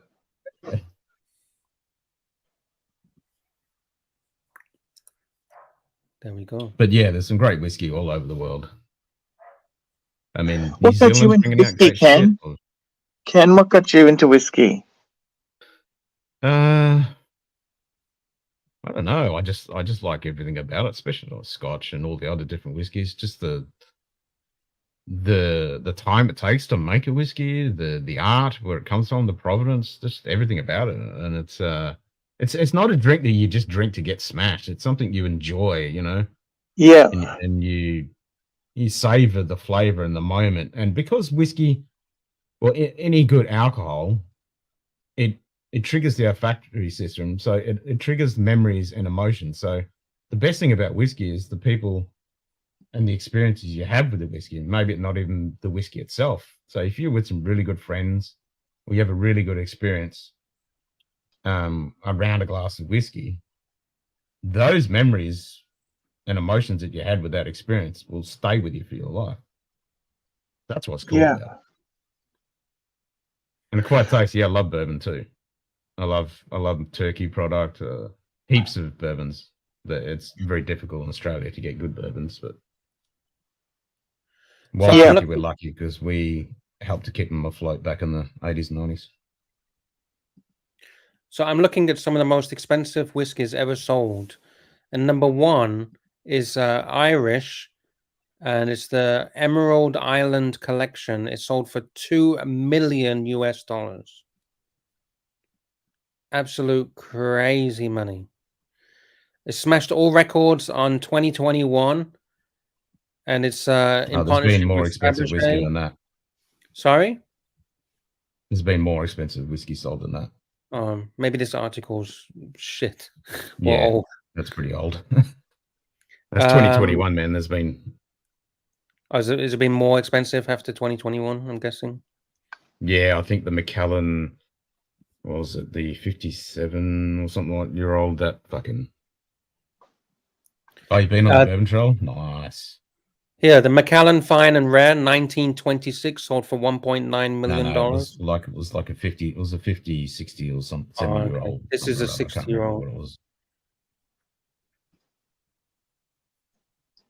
No, this one was a real fancy decanter. Blah blah blah. But once you get to $2 million bottles of whiskey, that's just pure investment, right? No one's going to drink that, are they? It's like a real fucking high-end watch. There's only a small release of them. This is what this is because there's like only a few bottles of this, and it's super fucking rare. That's why it's really expensive. But yeah, this kind of whiskey is for investment and fucking showing off. It's not for drinking. Yeah, it says there's only 14 bottles of this stuff. Exactly. Yeah. Wow. This is just super hype. Yeah, this is investment stuff. I mean, you get artesian fucking glass makers and artists and all that shit. Yeah, I really like this where they put like the design on the bottle. Exactly. So you get really nice artists that have involved with it, and you know they make really nice packaging, and it's all artisan creative. Would it be amazing to then taste, you've got a mate? whiskey. Oh, it'd be fucking amazing to crack the cork and fucking drink it if you're that kind of fuck you money. Fuck yeah. Couple $1,000,000 on a bottle of whiskey and drink it with a few friends. Fucking oath. Yeah, but can you imagine spending all that money and it tastes like shit? Well, that's it. You're not going to know because most people don't. And you drink ask this for a shit. They refund. just- they buy it, have it, and then ship it around with their other people in the community that have that kind of money and buy those whiskies and sell it at auction. And it's the same thing with high-end watches. It's the same thing. Is there a lot of people selling fake whiskies that are like crazy expensive? Yes, that's a huge problem. That's a huge problem because you imagine, you know, you're fucking whiskey and you can sell it for $1 million. Of course, you're gonna fucking fake that shit. That's a big So what problem. do? They get an old bottle and then fill it up with crap, or do they fake everything, Yeah. like the bottle and everything? Both. But a lot of it, they'll get an old bottle and put shitty whiskey in it, and then log it off. Try and make it look. And then exactly obviously as they're it would. hoping that no one opens it, and then obviously it just Correct, gets passed and passed and passed. Wow, that's insane. So there's no way of them knowing what's inside, right? Until you've opened it. Yeah. I mean, some whiskey companies, they've actually got labs and stuff where they'll actually test old whiskies and stuff. They'll put a syringe in the cork and actually take a little bit out and test it and all that kind of bullshit. Okay. Yeah, Maker's 46 is good. I mean, quite tasty, yeah. And I've got Maker's 101 and the Cask Strength and a couple others. But yeah, Maker's 46 is good. That's a good wheater, standard wheater from Maker's. And like you're saying, Arch, Lagavulin, Maker's Mark casks is what Lagavulin use, not Lagavulin, sorry, Lefroy use for their barrels. Their ex-Maker's casks.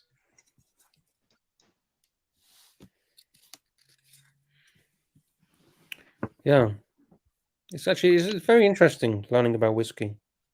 Hey guys, I gotta get to bed. See you All right. tomorrow. All right, have a good night. Sweet dreams. Cheers, Ash. I don't know about the chat. I guess that there's not many super chats today. I guess nobody is interested in whiskey. So I think it's a bit of a quiet night today, Sunday. What have you been up to, Jay Gray and Scotch Down Under? What have you been up to the weekend? I tried to do my 24-hour stream last night and failed and only got to 17 hours, so now I feel like shit. Oh, fuck. You've been streaming for 17 hours? Last night and this morning, yeah. Fuck. I should let you go so you can get some rest. I didn't know. I'm sorry. No, I'm going to stream again in an hour. How do you stream for 17 hours? I was meant to do a 24 hours. Only got to 17. You've been talking about whiskey for 24 hours? No, it Hello. was Oktoberfest, so we'll drink Hello, a beer. Sand. Hello, Madame and Monsieur. Hello, Sand. I just came here to say this to you that the professor will join in a moment, please. Thank you. Okay, thank you so much, Sand. I miss you. Nice. And now my best regards to Mr. J, to Mr. Whiskey, and to you, of course, Lux, my brother. You're Thank you. the greatest. And Thank you, Sal. have I missed anybody else? We have third No, person. just Jay Gray Okay. and Scotch Down Under is here right now. Okay. Archie's already left. When was he with us anyway? He was not. He never- was not. He was watching his porn and crap. So how are you, my beautiful Luxipu? I'm okay. The man with the most beautiful eyes in the watch community. Oh, thank you so much. Yeah. The guy at Scotch Down Under's been trying to teach me how to drink whiskey, but unfortunately, I've not been a very good student. No, you're not into this. Yeah. I am. I want to learn, but You want to learn how to drink juice, not unhealthy things. why? How is it unhealthy? You can you tell us how to drink juice? Scotch Down Under. You want a freshly squeezed juice. None of this fucking sugar-infused shit you buy from the store. 100%. What a great. Oh, I can show you some freshly squeezed juice if you want. Sure. Orange juice. How are you, Orange Mr. J. Gray? Honorable Mr. Freshly J. Gray? squeezed. My favorite I'm Mr. J. excellent. Gray. Thank you, sir. Brings You're a smile pure on my class, face. Mr. J. And I thank you so much for your kind support for me always. I look at your comments and you make me really happy. You don't know, but it really means a lot to me, Mr. J. It always brings a smile on my face to hear your voice, sir. I still remember the way you treated that Diego guy. You know, you cornered him, and the way you treated him was scary. It was. You remember the movie No Country for Old Men? You acted like that villain. You know, it was really scary. That guy actually, he had to go out of that stream, and you know, for 1 week he wasn't there. Yes, I'm sorry. You are sorry. There's your orange juice. Freshly squeezed. You were ready. You were ready. You're always ready, Lux. 65 baht. 65 Thai baht for a freshly squeezed orange On juice. sale now. Imported from the From United Valencia States of Naval America. from the US This is a and good Australia. business, actually, Lux. I know, this is my business. This is a good business. You know, you can earn good amount. I know, that's how I make my money. Premium squeeze. I know how you make money, man. You have high class businesses. Be quiet, be quiet. Okay. So, but this is also nice. You know, you need to have some. I mean, I'm talking about myself. I need to have these small, passive income stuff. ATM machines. You should get you know what? Seriously, vending machine. Yes. This is serious. I think vending machines is such a good passive income. Exactly. All you Vending need machines is are great. all you need is a guy Electricity. to restock it, and that's all you need. Yes. Restocking. And I've heard All right, ATM gentlemen, I machines need are to go also and go great. get something to eat. Sorry? I need to go getting something to eat. Okay, So okay, I'll go, see go, yous go, all go, later.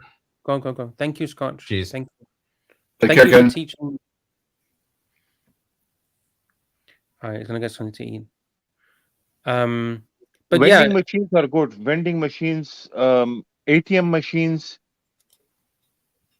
yeah. So I have the ATM machine and I have the premium squeeze, so I can get people's credit card details and I can give them a juice at the same time. I like the machines that people use to cash in their coins. Do they take percentage though? Do those guys take a percentage? They must take a small percentage to make any money. Yes. But digging through the coins that are collected, you're going to find some rare stuff. That's where you make your real money. If you have the patience. That's a good idea. Do you have that kind of business in Pakistan, Star, like rare coins? Like, yes. In Pakistan? Yes, we have these rare coins and collectors. But I mean Pakistani rare coins, not imported rare coins. They from time to time release these commemorative and some special edition coins from time to time just for the collectors. Do you ever collect any of them? No. I used to be a big coin collector when I was small, but I was a stamp collector. I was always a collector, like stamp collecting, coin collecting, pens collecting, this, that, everything. I was always a collector. Junkie. I was a junkie. But the problem was some introducing El Profesor, any national anthem. Always, guys, all please stand up.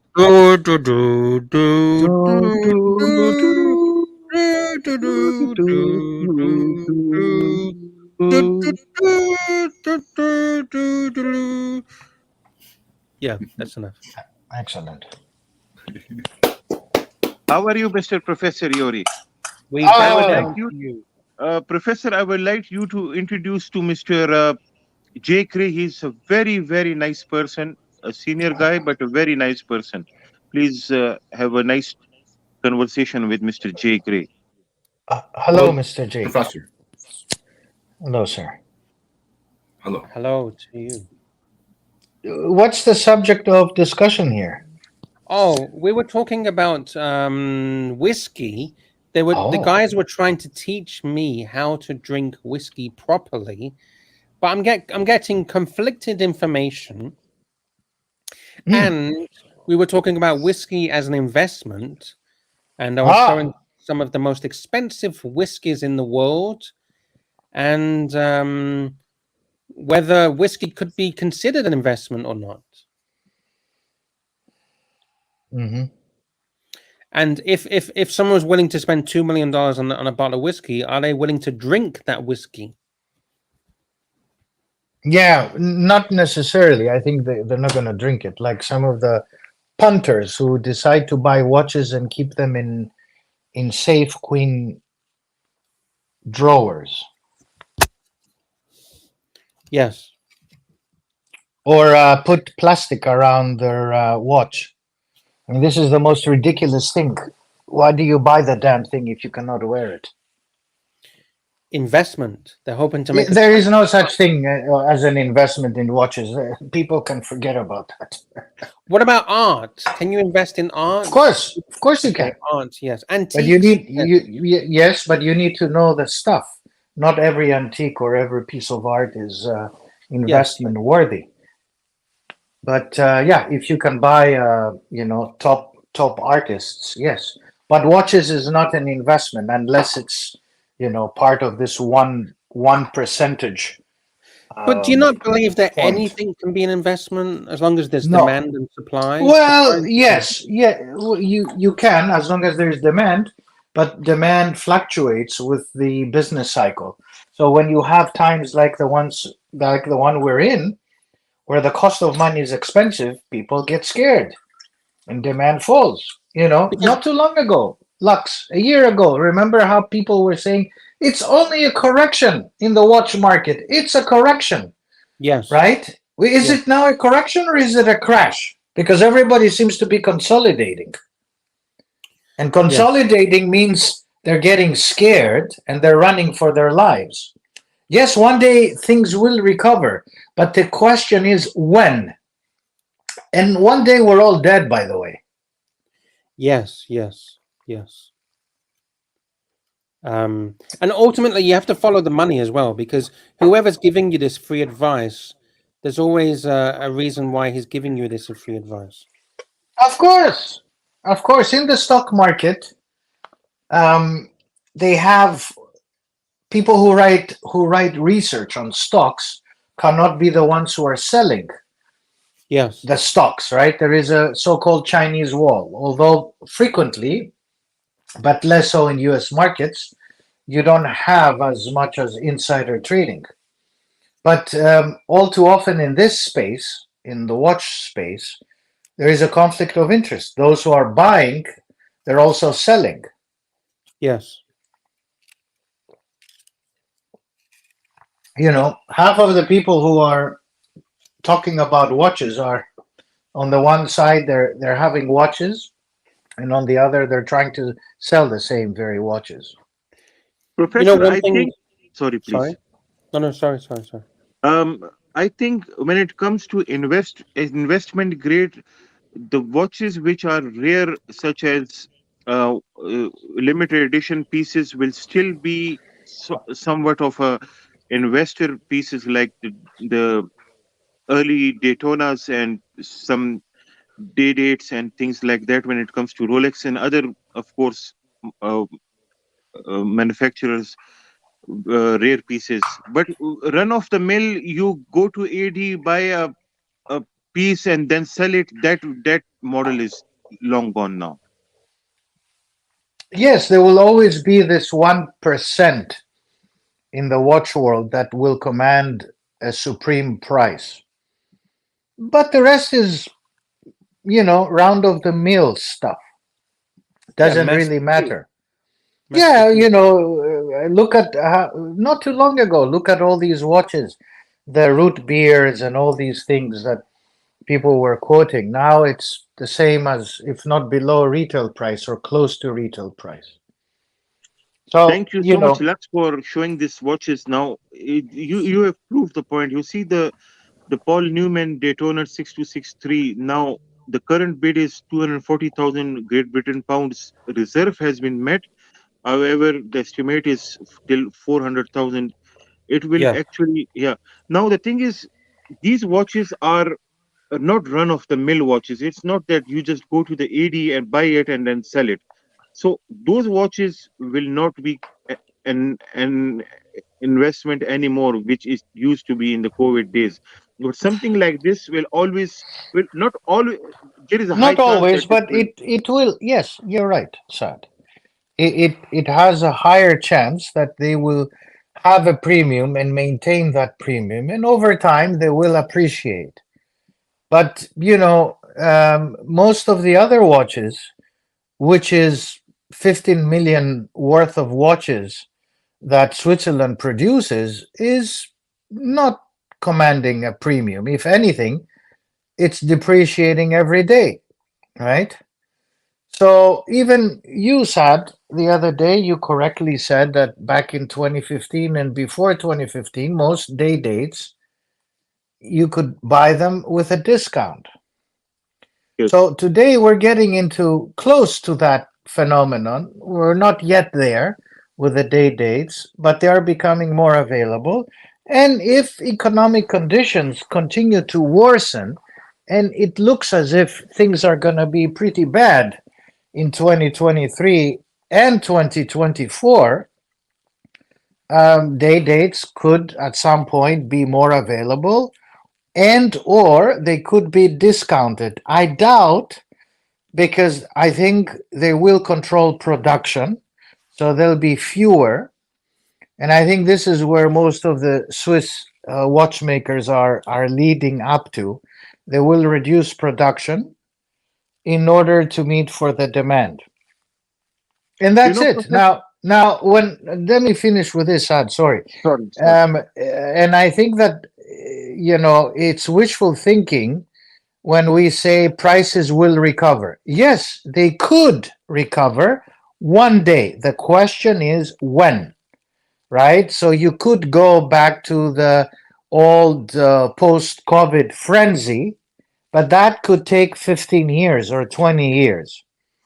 Let me give you the example of the 1980s in Japan in the stock market, when the stock market collapsed, and it took about 35 years to recover, right?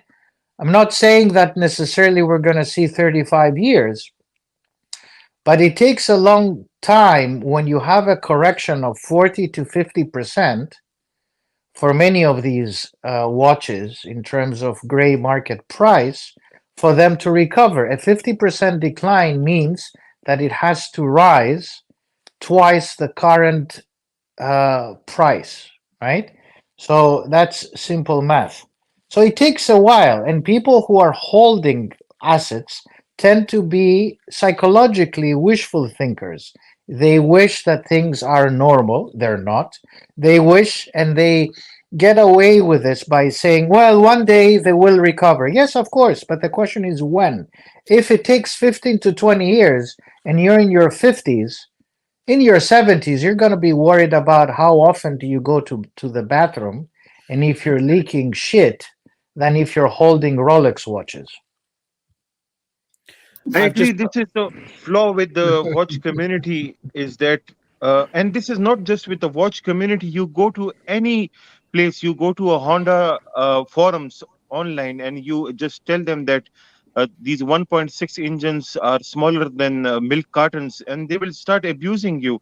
This they live in some kind of a fake cloud, Professor.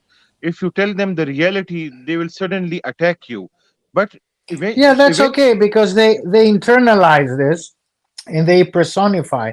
You see that, as you quite rightly say, with all asset positions that humans hold. When they, when they hold a stock and it goes down by 50%, they hold it wishing that it's going to go up. But they already lost 50% of their wealth. I mean, when does it recover? It could recover one day, but the question is when. And if you factor in time value of money, over That's most time, important. they have lost. They Yes. have lost and they continue to lose and they're bleeding. And they're already partially dead with a 50% correction or a crash, not correction. You're dead, my friend. If you're managing a fund, you'll be out of a job if you have a 50% collapse. So people are wishful thinkers. They make mistakes. We all make mistakes. We have a very kind super chat from Early Worm Gets the Bird, $8 Australian. Thank you so much. He says, I am hoping for the days when sports watches cost reasonable money. People buy what they love and maybe, if they are lucky, get some money back. He is absolutely correct. This is absolutely correct. If they're lucky, get some money back. Yes, and they should buy watches which they love, not because, investment. This is the 3-year frenzy that we went through, and it's not just in watches, as you said, Lux, also in whiskey, in wine, paintings, all kinds of things. That's the cause for this is cheap money. People who were nothing, they used to trade in watches, and now they even have opinions about watches. Watches was always about pleasure, and this is where today I was talking to Saad the other day, and I said to Saad that unfortunately, in times like these, it's when you distinguish between wealth and the rest of the less wealthy people. People who are very wealthy, they keep on buying stuff. They don't really care about consolidating. Poor people consolidate. If you're wealthy, you keep on buying watches. You have 20 watches. If you start selling watches, pretending that you have watches and you display watches when you don't have any watches, that's when you're poor. But that's a psychological problem as well. People tend to be sick as well. No, recession is actually the real time which differentiates between a rich person and a wannabe. Yes. Yes, and it's a human trait, to be a wannabe. People want to have a big car because they want to demonstrate their wealth. They want to have a big house. In reality, how much of that is real equity and it's not borrowed equity? It's okay. They make mistakes. What I've learned in in life is that, Professor, you intelligent person is the person who looks at these surges, takes advantage of it, and gets out of it. Yeah, the getting out of it, Saad, is very difficult. I mean, there are two problems here that humans have. One is that when they enter at their wrong moment, unless they're lucky. And human nature is motivated by greed and fear.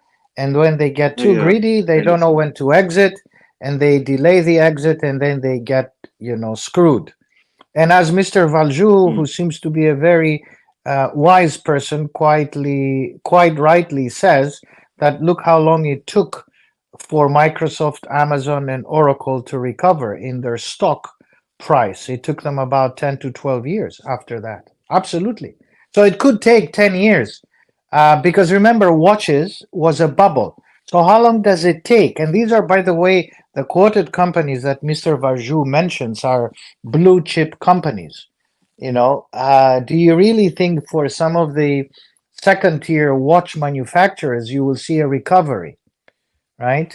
Do you think that second tier watches, even by prime tier, first tier watch manufacturers, they will go up? Do you think that a Datejust will necessarily go up in price after the bubble burst? Not necessarily, right? And I brought onto the screen the greed buy, fear sell chart. So you got the optimism. And you got it goes up and up and up, and you feel euphoria at the very top, and you're like, yeah, I'm very pleased with my investment.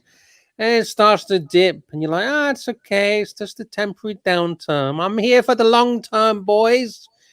And it goes down. If you are exactly, Lux, absolutely. Please continue. You start to panic. It goes down and down and down. Discouragement, dismay. Oh, the market's not doing what I want it to do. And then you shit Yeah. like shit. Do I sell? And yes, exactly. And when they are in Now, their Professor, can you kindly explain this exact chart in a formal way, please? no, Lux said it very well. Usually humans, around 70% of them sell assets at the wrong time. At the fear So stage. At the fear The stage. Of fear, course. yeah, the fear cycle. Yeah, the fear cycle. So this year, next year, they'll be shitting bricks, as they say. And you'll see how many watches will appear in the secondary market because they'll be fearing. They'll be fearing more and more. And if equities in the US start to decline, which they will, and house prices decline, and interest rates are not going down, they will be shitting bricks. And they'll be selling even more watches. And a question from businessman Lux and economist professor. When you are at this stage, the fear do. What's the to overcome this matter? Can you say it again this because your stage? internet was cutting out? Yeah. Yes. When you are at this fear or oblique sell stage, what should you do then if you are at this stage? what do you do? It depends. If you bought the assets, and I'm using watches as an asset class, which was in a bubble formation for some time. If this is your only investment, you need to discover antidepressants and start taking them for the next decade, and wish that some of these watches recover, because you have made a terrible mistake. If you are in your 50s and 60s and you did this, you should also invest in a pistol and Go to the nearest decide what to do. Now, if you are in your 20s and 30s, your human error is a lesson for life, and that should lead you to be wiser. If you're in your 40s, well, you probably have another one or two cycles to go through, and you will probably escape with some injuries. But if you are in your 50s and above, and this is your only investment, I would be recommending golf as a hobby, or mount climbing, and But jumping off a cliff might be an option for you. But Professor, one thing I think you should also mention is that you should never invest what you're not willing to lose. Yeah, that's difficult though, because nobody listens. Nobody has Because learned from that. If you're investing all your life savings into something and you're hoping it's going to make you a multi-millionaire, and then you can't afford to risk losing what you're investing, that's where these fear stages and downturns fuck people over, is because they spent all their money and now they're in the shit because they can't put food on the table. Yes, of course, you're right. And then they But sell. Yeah, they sell and they borrow. They buy on margin equities and other assets, and you need to be very disciplined. So it's best if you don't invest. You invest in things that you hold, but also it fulfills a certain purpose in life, such as a house, right? That's an investment. Although they go down in prices, if the price of the house goes down, you still hold on to it and you live in it, right? If you buy a watch, how many watches do you need? But in any case, it's an era that comes and goes. Bubbles, they come and go. It's nothing unusual. They will happen again, and it will cycle from watches into something else. And here we are, 5 or 10 years from now, and we'll be talking about the next asset bubble. We have very kind super chat from Early Worm Gets the Bird. He says, what if you're in your 30s and $5 million in debt? Yeah, and you're not in jail.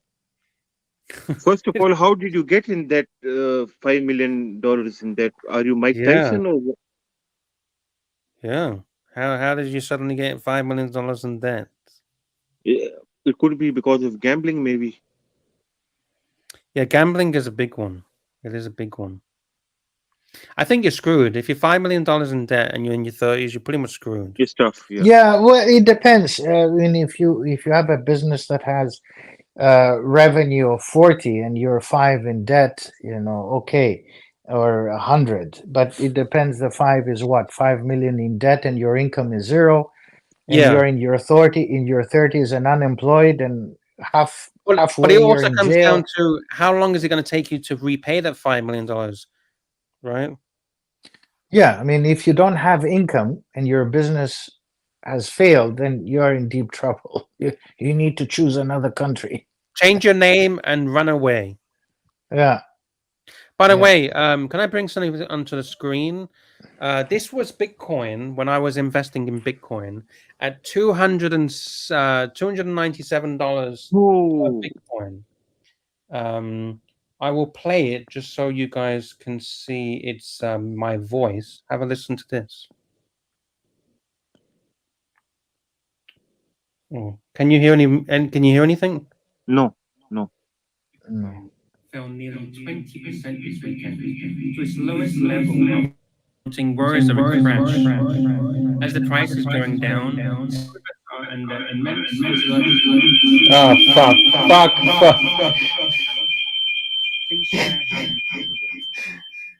Trippy. Yeah, I don't know. A couple of things, Lux. This issue, Mr. Valjoux says fail, define fail. So first of all, the housing market, yes, the banks have restructured themselves after the failure in the housing market between 07 and 09. Right, so that is not there, but there is a housing correction. Housing is going down in many places, not in necessarily all the places, but does go down. And the loan to value ratio changes as incomes change, right? So if the LTV evolves and changes, and unemployment, which is the big question mark in the US economy, begins to rise as the economy suffers from higher interest rates, and corporates begin to take a hit, because that's the big question mark for 2024 is what will be the revenue stream for corporates, because higher interest rates is causing a lot of things to start adding up, and that's a problem for the economy. Corporations will have to face the news, in addition to the cost of living crisis, right, that we see globally. That will have an effect.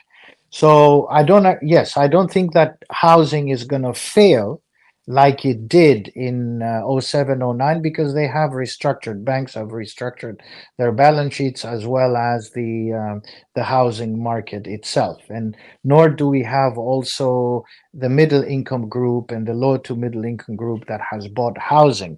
So that is not the case. But housing does fall. And unemployment, if it becomes a crucial issue going forward, is going to cause a huge problem for the housing market. But we're not seeing yet that. So that's the point. I don't know, to the other question, who is TPG and 5 million? I don't know what is this TPG. Is that a brand?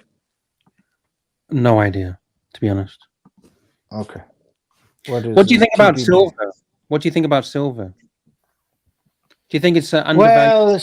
Well, silver and all these precious metals, they haven't gone up, despite the fact, for how many decades, Lux and Saad, are you there? You're there, right?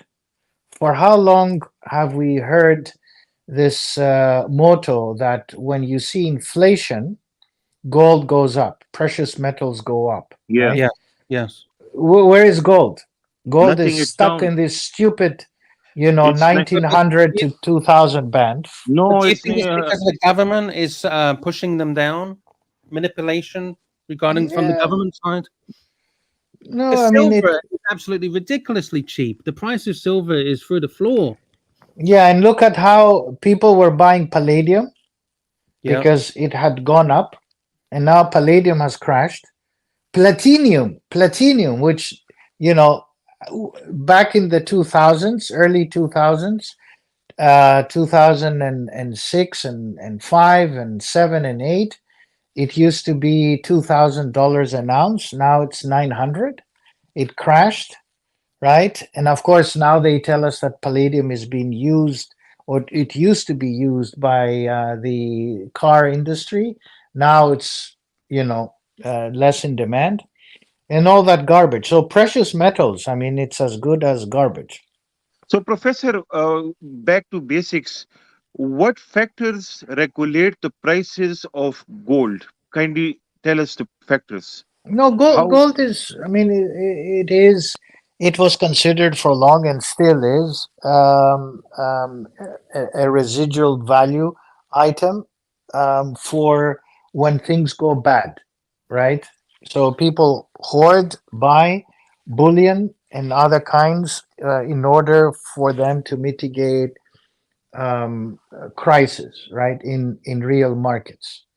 But now we are in one of the biggest inflation crises the world has ever seen, and gold is stuck, if not Why is going that? down. No, it's going Why is down every that? single day. Yeah, It's 1920 an ounce now. yeah, Even lesser than that. it's in the band of 1900, 1980, and all that, and I do believe it's gonna probably go further down. There are many factors. One is that there is added supply. And secondly, people and central banks are not buying as much as we thought they would be buying. Okay. And also, you do have additional supply being produced by some countries. So, you know, Do the you think? fact that gold was this precious metal that was there, you know, for how long did you see these ads?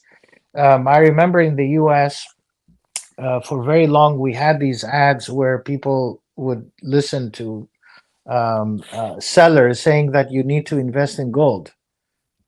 Well, Yes. okay, I invest in gold because times are tough. Well, now times are tough and gold is going down. What is better, paper money or gold? Oh, gold, physical gold, not paper money. I don't know. You know, this idea that if there is a war, World War III, you do you think you're going to have the time to sell your gold? I There don't is think no Well, the World I War get, world I III get for will. that. I now. get that. But I Let's mean, You see what I? yeah.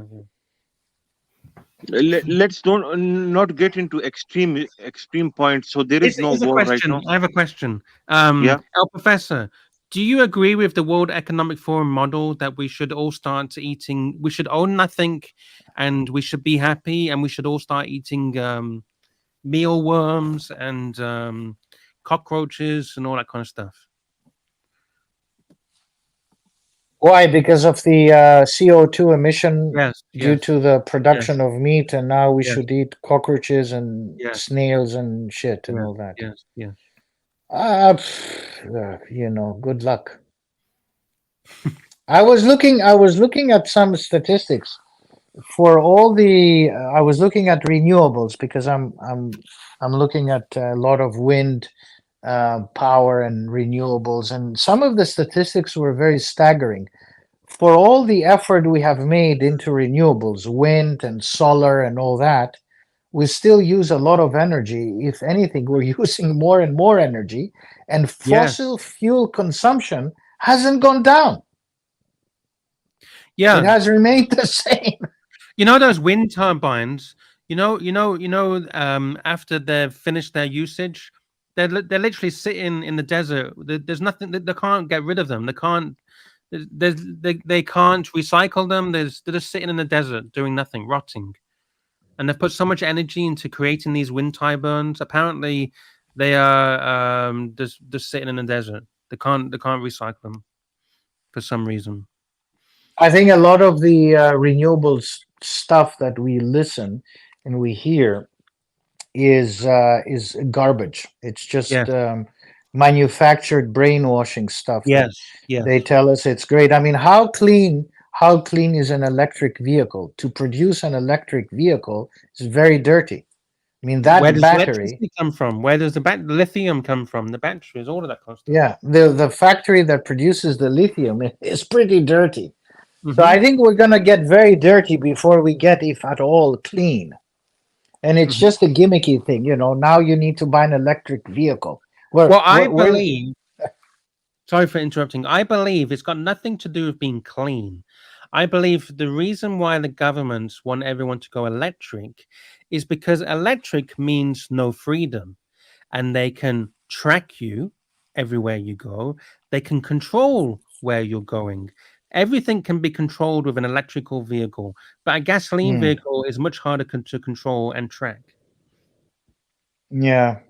They could shut down your electric vehicle if you didn't pay your loan on your car.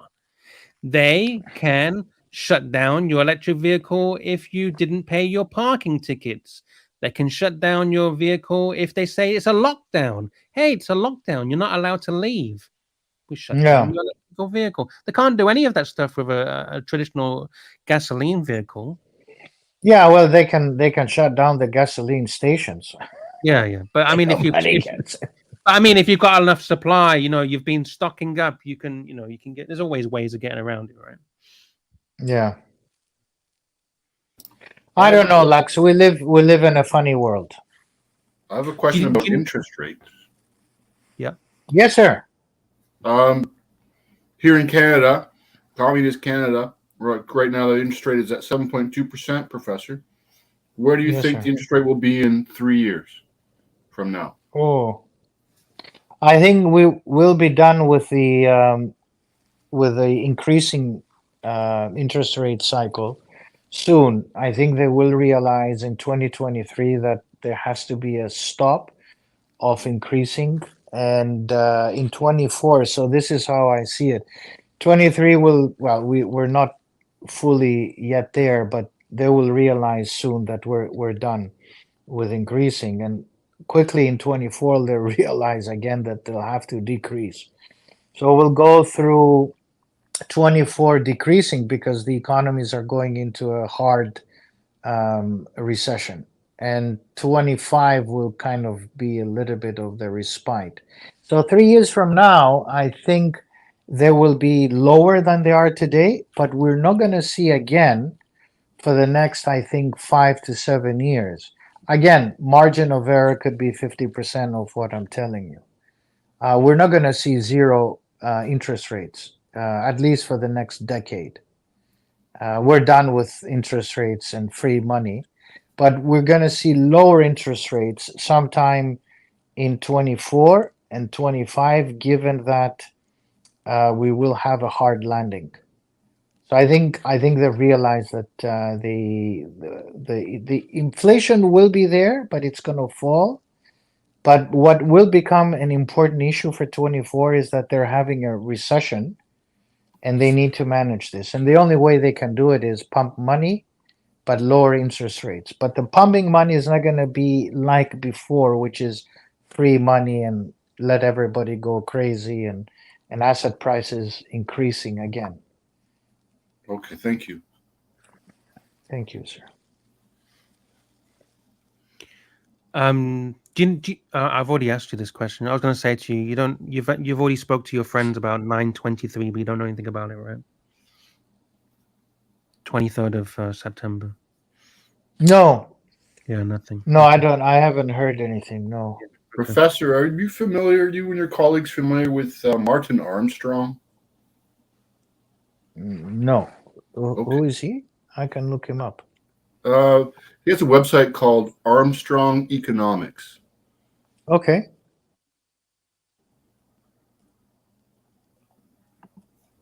Do you listen? Do you follow him? I guess. Yes, he writes prolifically. He has a blog. He's a fellow that has some kind of software program called Socrates. Okay. Is this the guy that's on the screen? Is this guy you're talking about? Yes, that is him, Lux. Yes, thank you.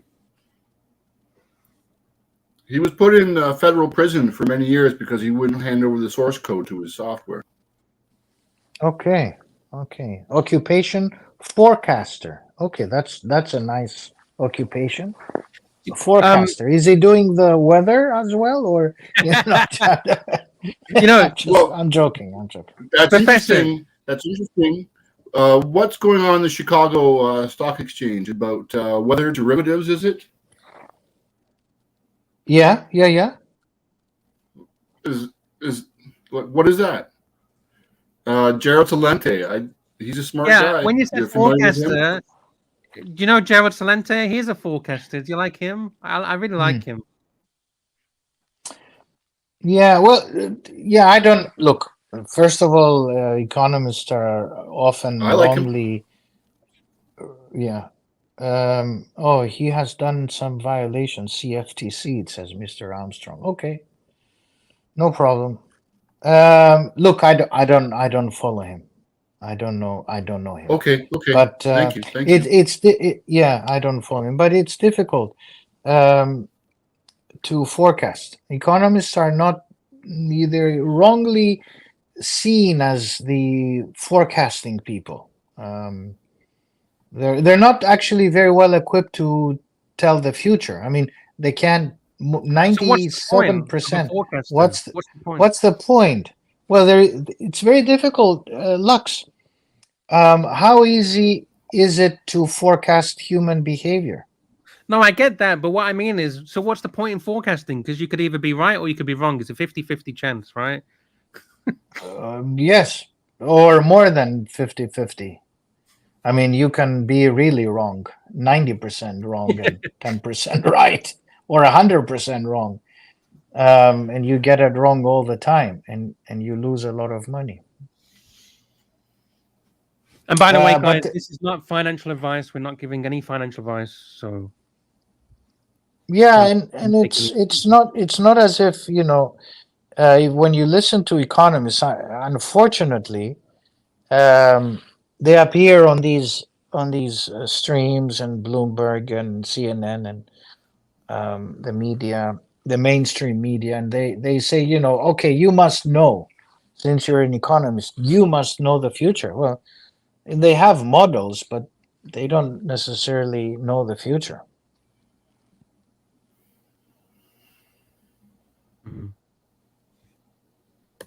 I mean, they can tell you a little bit of trend behavior, right? They can tell you that, you know, this is part of the business cycle. And there is a business cycle theory, and we go through high periods and low periods. And we can say now that we are in the low period, but who was expecting, for instance, inflation to kick in? There were some people, of course. I mean, but mainstream economists, they follow consensus, what markets refer to consensus view.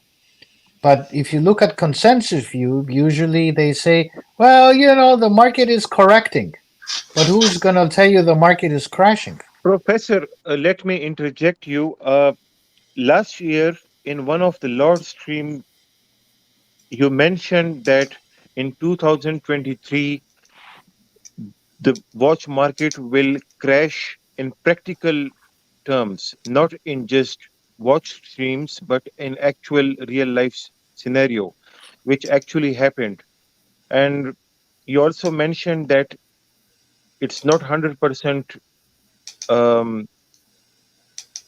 correct to say this, but there can be a possibility that you can also find some discounts at the AD. It will be that bad.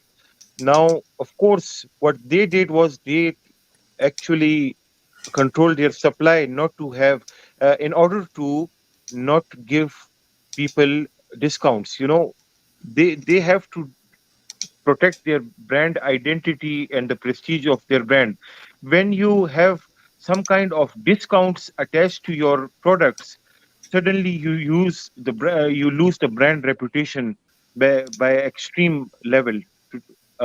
So that is why Rolex, at till their last breath, will not do that. So, but when it comes to market analysis, you are actually right. But at that time, I totally remember 99% of the people were laughing at you. So Yeah, that's okay. yeah, no. That's okay. What Yeah. I want to say to you is that you are right 90%, the discount factor, actually they control it. They tried their best to control it, and they will do it in the coming future also. But at the end of the day, it's a watch company. I mean, they have running cost. They have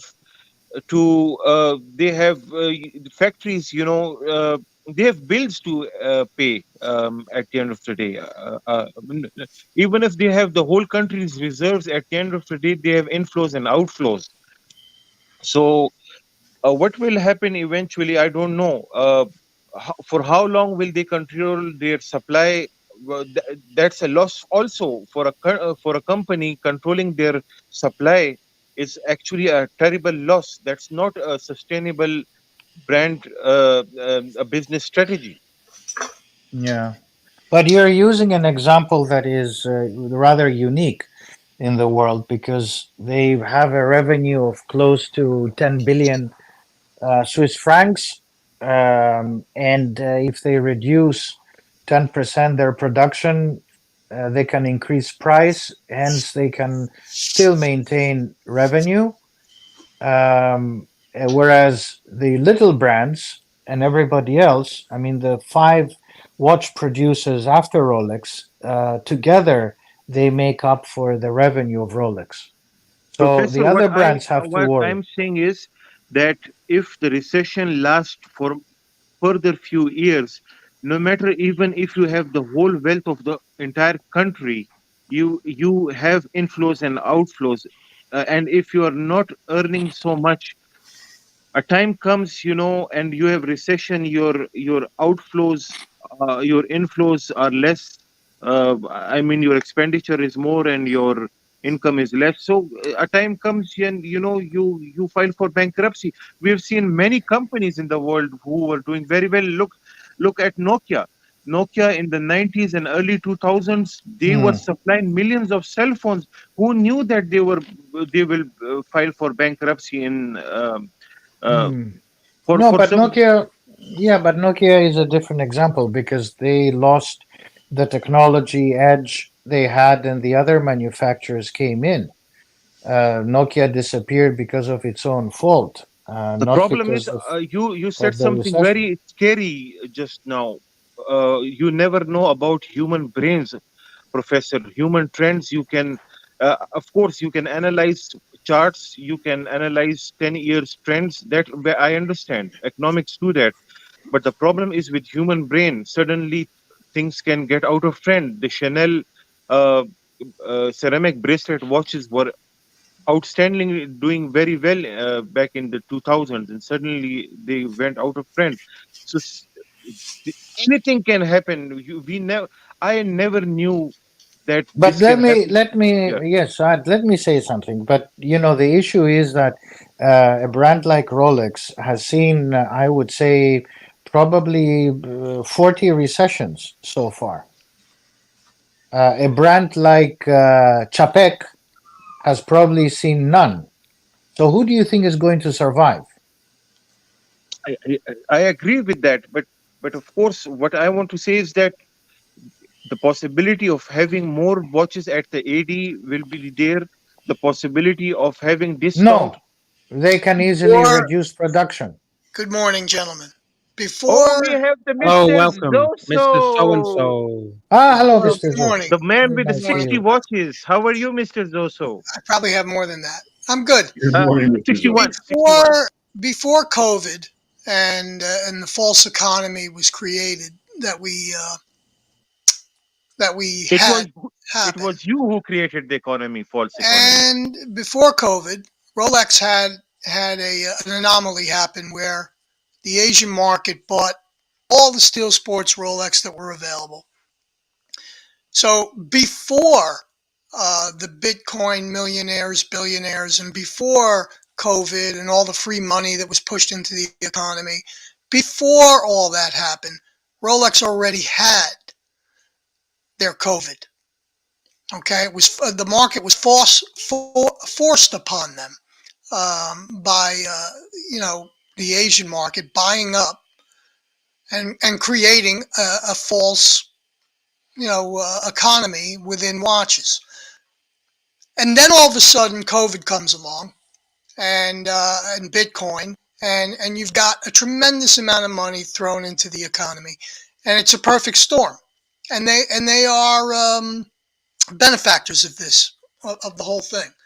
It's not just Rolex, Mr. No, Zolko. no, but that's what it's much bigger than Rolex, but that's what we're talking about for a second, right? I'm just giving an example. It doesn't matter to them. Yeah, It's not you're right. not gonna change them, okay? You're right. So it doesn't matter how much money you have when you walk into the AD, or how many years you've been buying there. It doesn't make a difference. It doesn't matter if you can buy dates at a discount. It's not going to affect them. They don't give a fuck. They've had the same business model for, I don't know, the last 50 years as far as handling their customers at a retail level. No. They've changed the business models, Mr. Benju. Nothing has really changed, Saad, other than the fact that you can't walk into the store. You can't walk into the store and buy Steel Sports. Other than that, you can still 10 years order before, gold this was not watches. the business model. This was not their business model 10 It years hasn't back. changed. Nothing has changed. Only the buyer has changed and the market has changed, but the company itself hasn't changed. That's my point. Okay? Everything else around them has changed, but they haven't. Okay? So they were forced into, they're not going to overproduce to meet a demand. And the truth is everybody says, well, they make 5 million watches a year. Well, they don't make 5 million Pepsis. Okay, they have a full line that they put out for everybody, and it's a very diverse line, and it's actually a very small percentage that are Steel Sports. And the reason why everyone wants those watches is because they're very inexpensive. Yes. They're very 100%. Attainable for the luxury market, and they hold their value. True. So that's why they're so desirable. And also, a wonderful thing that comes along with that is that they make a great product. It's a very good 100% product. correct. Yeah.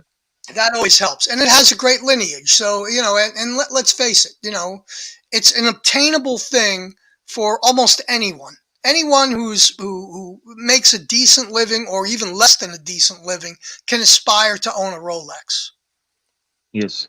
So, there's a lot going for them. They have a lot going for them. But as far as this economy is concerned, and these gas cars and the electric cars and all that shit, it's all political. And Professor's a very logical man, and he doesn't deal in forecasting. He can give you an opinion, and he'll back it up by saying, listen, there's a 50% chance that this is not going to happen, but this is the way I think that things will happen. And he uses logic and reason. And how you come to logic and reason is you see what's going on the world market as far as a lobbyist is concerned. Whoever is offering the most money and pushing that agenda is going to get that done. There's no logic behind building electric cars over gas cars. None. It's not better for the environment. The carbon footprint is horrific compared to a hybrid vehicle. The ratio is 9-to-1. So why is the United States pushing this and not listening to reason or logic? It's a global agenda. That's why. No, because there's money involved. Okay, and when you have money involved, all logic and reason gets thrown out the door. Professor, please comment. Where is he going? Yes, sir. I agree. Okay, so, 100%. There you go. I agree 100%. I want to say something about the crown. What you described is excellent. I agree completely. The relationship between the manufacturer and the AD hasn't changed at all. At all over the last, I can tell you, 10 years. They have to buy the watches, and whatever they get sent, they have to pay upfront for it. And it's been that way forever. Yes, sir. It's been that way forever. So I'm sorry. Continue. Exactly. And what has happened is everything else outside of the AD crown relationship has changed, exactly as you described. So I agree completely. On the issue of the vehicles and this renewables business, I think it's just it's politics. It's politics about it's about decarbonizing, but the way they're going to decarbonize is by carbonizing. I mean, that lithium battery is so hurtful to the environment that if people sit down and read what goes into that battery, they will not touch it.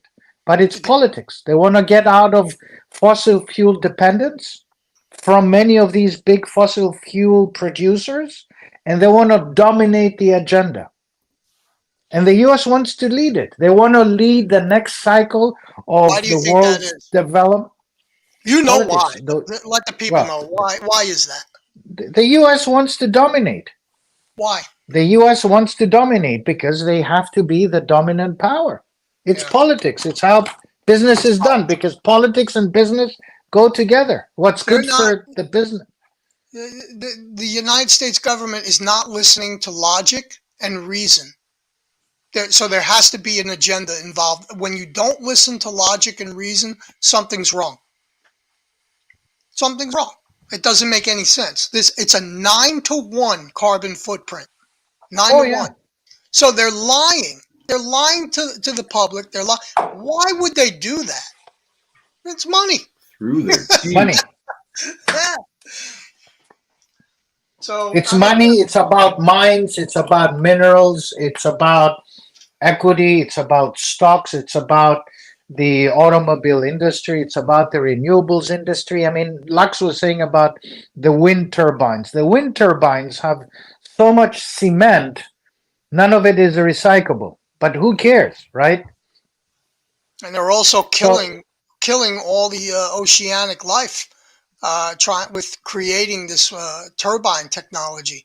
I mean, the masses of fish that are dying in the ocean is insane, and they don't know how they can't find a way to fix this. And you know, Mr. Zozo, I mean, it's the internal combustion engine is a very efficient machine. I mean, there is no way they're going to produce as efficient a machine as the internal combustion engine. And now it has been vilified. You know, it's the evil thing to have a normal car. So everybody needs to have an EV, an electric vehicle. And they get into this frenzy about mileage. You know, oh, this new model has 50 miles more, 100 miles more. How do you produce the energy that goes into the electric vehicle? It's dirty. It's dirty, but people don't ask. It's like when they talk about meat, they say we're going to get artificial meat because it's cows and beef is dirty. Yeah, well, have you seen the state of find that? something else that it's cleaner. Yeah, have you seen the state of that man-made meat? It's disgusting, and the carbon that It's goes harmful. into it is worse. It's harmful. It's harmful for humans, And and it's we're harmful being to the fed all environment. this shit. You know that it's good for you. Did you Because know the that world, soy, there's so much that goes into soy regarding energy. It's more energy goes into creating soy protein than there is in cows. You also have to kill everything in its path to create it. So you virtually have to kill everything in its path to create soy. You have to make sure that anything that's grown on that land is not, because it's fragile, and this is the stupidest thing. I mean, it's just ridiculous. And we've actually come to a point where we have a good idea of what we're doing, and we're trying to ruin that. But that's why I say, in my belief, not everyone agrees with me, but in my belief, it's part of a bigger, wider global agenda. I think the agenda is to have a post-carbon development story for the US. And the Europeans are stuck in it. I mean, look at what the Europeans are having to deal with. They're all going to have to spend more money on defense. Where is defense coming from? Where are all the arms coming from, Lux? Mm-hmm. Only from the US. And the US wants to reset the global agenda, which is going to be a post-carbon world. And they want to teach all these participants in the old world, including the Russians, a lesson. The funny thing is, what's really funny is, let's say they succeed, which they won't. They will. And no, they won't succeed. And we decide that we're going to be, electric dependent. Where is that electricity going to come from? Exactly. Well, there is an answer to that, and there is a country prepared, and they're ready to produce and sell, and it's going to be at a much higher rate than gasoline, but it'll be Saudi Arabia. Saudi Arabia will power the world. Somebody's got to pay for that. You have to have a customer, but I mean, this is just it's ridiculous. This is not. It's only going to make things worse. It's not going to improve anything. It's actually going to make things worse. Yep. There's plenty of sun out in the desert, and you know what that produces? If you harness it correctly, energy. Yeah. They're ready. We're not.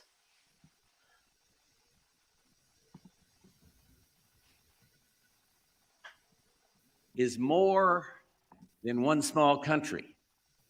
It is a big idea, a new world order where diverse nations are drawn together in common cause to achieve the universal aspirations of mankind: peace and security, freedom, and the rule of law. So I say,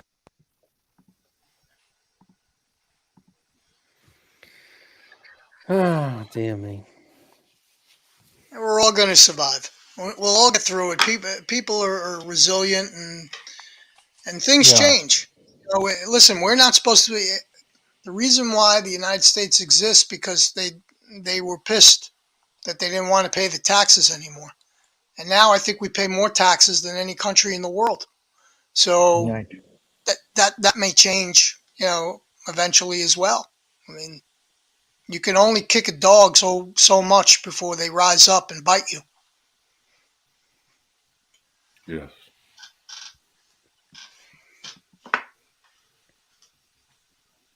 Good morning. We're having a lot of fun here, huh?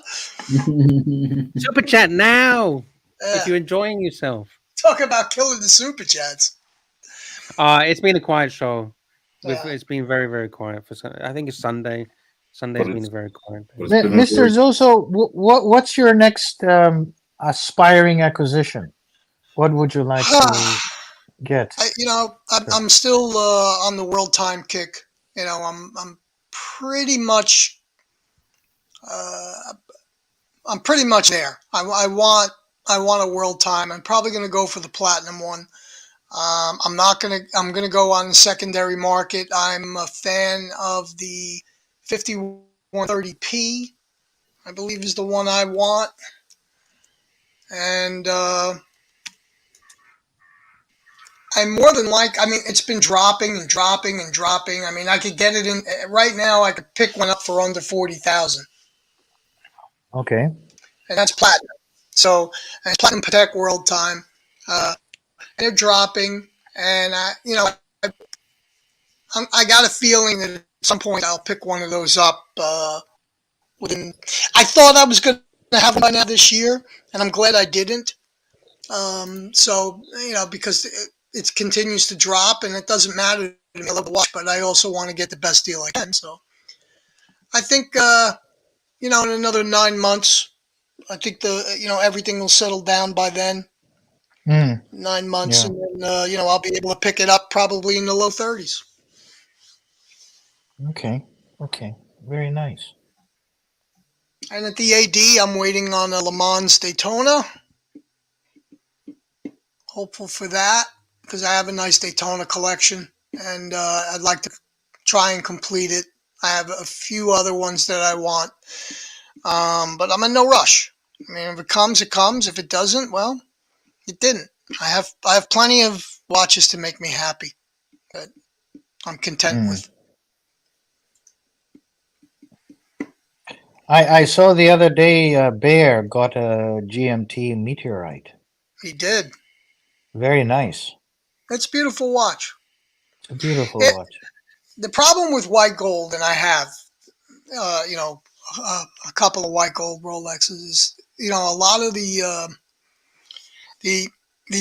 white gold oyster, the center links, even on the stainless steel, are so easily scratched.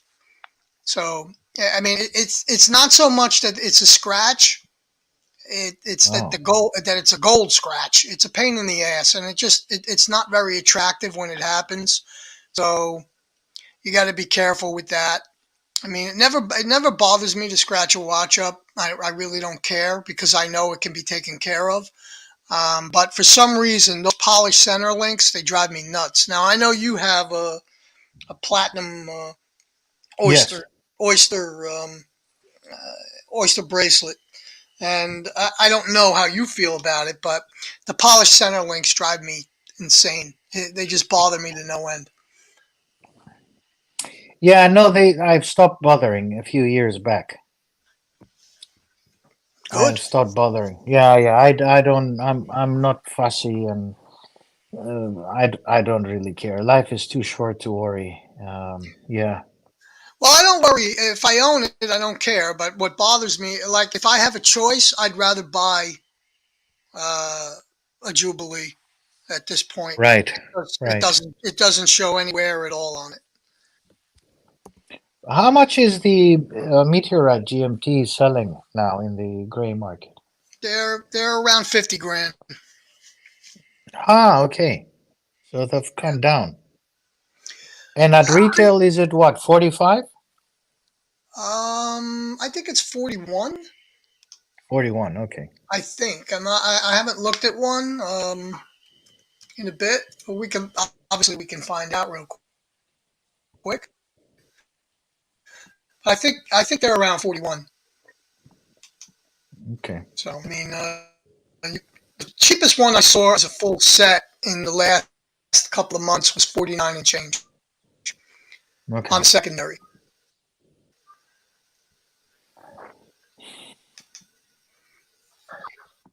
I mean, it's it's not a good. I wouldn't say it's a good investment. They more than likely you're not going to see that.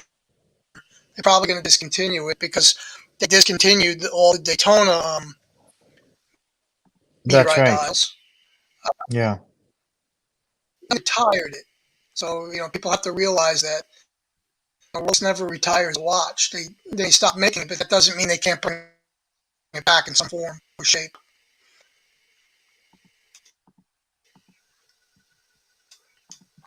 So if they retire it, you'll see the price go up.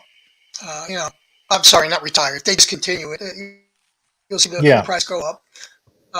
But they may come out with a variant, and the variant is even more desirable.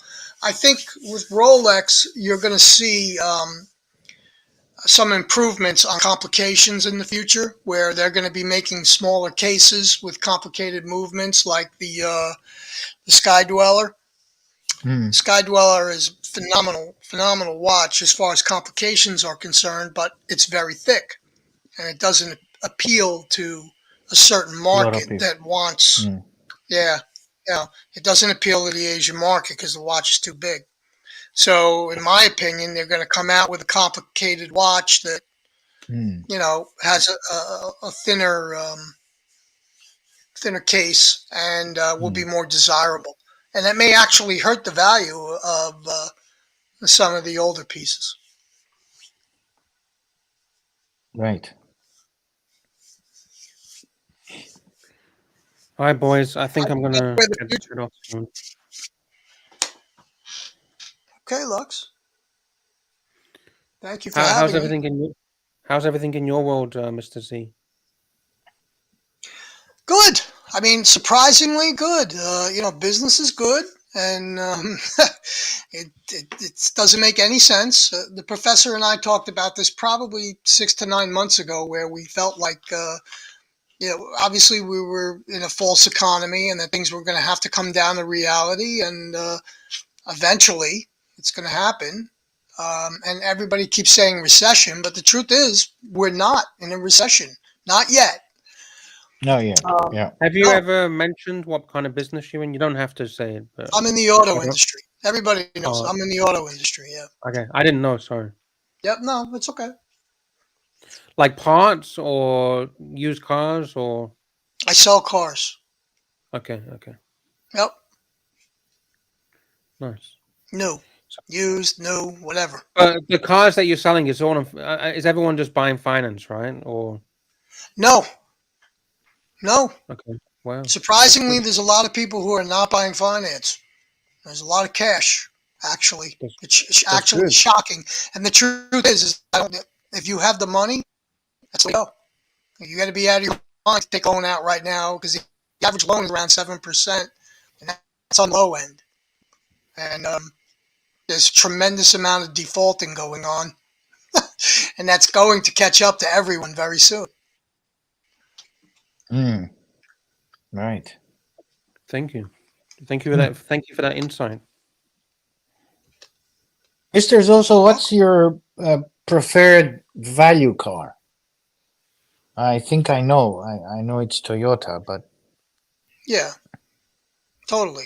I mean, today there really isn't a value. I mean, when you can't buy a car for around $20,000, that's where you want to be. You want to be able to sell a car for around 20 grand that's going to last somebody 15 years. okay. And that's why Toyota rose to where they are today, and that's why they're so successful, and that's changed. Why has it changed? Because the price points are everything's inflated. So You can't buy a Toyota in America for 20K? Not a new one. No. Whoa. Oh Nope. shit! You can in Thailand. Fuck. No, not in the United States, and not a new car. No, you can't. Corolla starts out at around 23 grand, and it's tough to find them. Number one, there's very few of them on the ground, and it's tough to find a dealer who'll sell them to you at list. You can. Wow. I mean, I do, but it's not. Listen. The Corolla was the best-selling car in the world for over a decade, and there's a reason why. It's affordable and it lasts forever. So now it's not really affordable in my opinion. I'll show you the prices in Thailand. So a Corolla Altis is a basic Corolla. I think you produce them in Thailand. Yeah, they're produced in Thailand. Yes, produced in Thailand.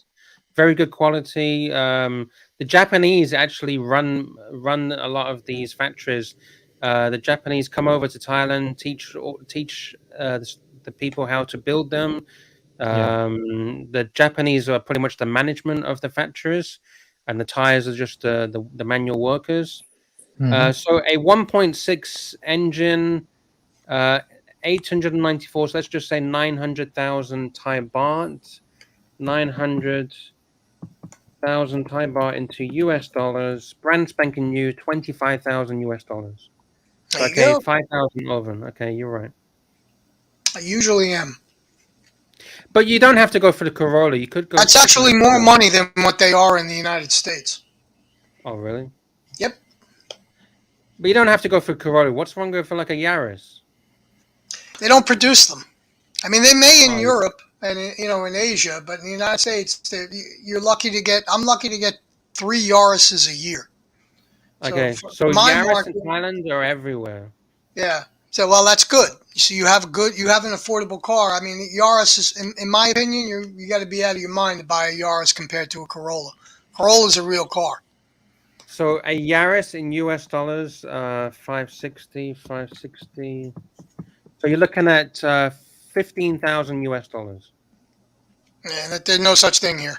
For basic Yaris. Yeah. What do you think about Mazda? I've got a Mazda 3. I really like Mazda. Modern cars are built well. No matter who's manufacturing them, they're pretty much, for the most part, they're well built. But nothing is going to be like a Toyota. They're the best, the most bang for the buck. You'll drive it. They'll run forever. Mr. Z, how about Hyundai? for years, everybody's been saying they're coming, they're coming, they're coming. Well, they're here, they've arrived, and they make a decent product, but it's not world class. It isn't. There's still buttons are still falling off in your hands in those vehicles, and they're coming into the onto the factory floors with missing panels, and because they're rushing them, and they're actually a little below the quality of the American cars, which is tough to do. Because American cars suck.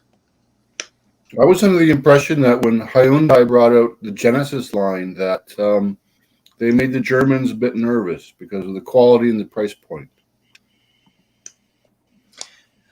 Listen, it's a decent car, but it's not a German car. It never will be, and the Germans have nothing to worry about. Except Zero. for they have nothing to worry about in what they can do, except for their energy costs right now. I think Germany is being de-industrialized. As far as their vehicles being sold in the world's biggest market, which is the United States, they have nothing to worry about. They can produce less and make more money. They can produce more and make more money. They're a very stable industry here in the United States. They're not going to have any issues selling their cars. They took away all the perks of their vehicles, and they're still doing just fine. So, they used to be focused on customer service and taking care of their customers every step of the way, and now they could give two shits, and people are still walking in there as if they're buying something special. It's probably one of the worst purchases an adult can make, but it's what I like to call a necessary evil. In the United States, you have to have a car. Unless you're living in an inner city, you need a car. Of course. Yeah. Absolutely. So, but to buy a German vehicle for practicality and to keep it, you're making a huge mistake. It's a piece of shit. It's not worth the money. It's just, compared to what's available to you at a much lesser price point, I agree. You're making a big mistake.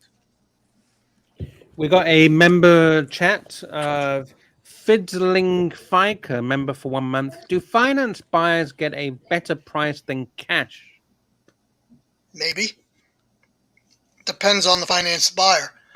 So, in other words, what that means is if I have somebody who wants to pay cash for a car and somebody who's going to finance the car, I'm going to pick the finance buyer. Because you get commission on the finance, right? Yeah. You make money on the finance.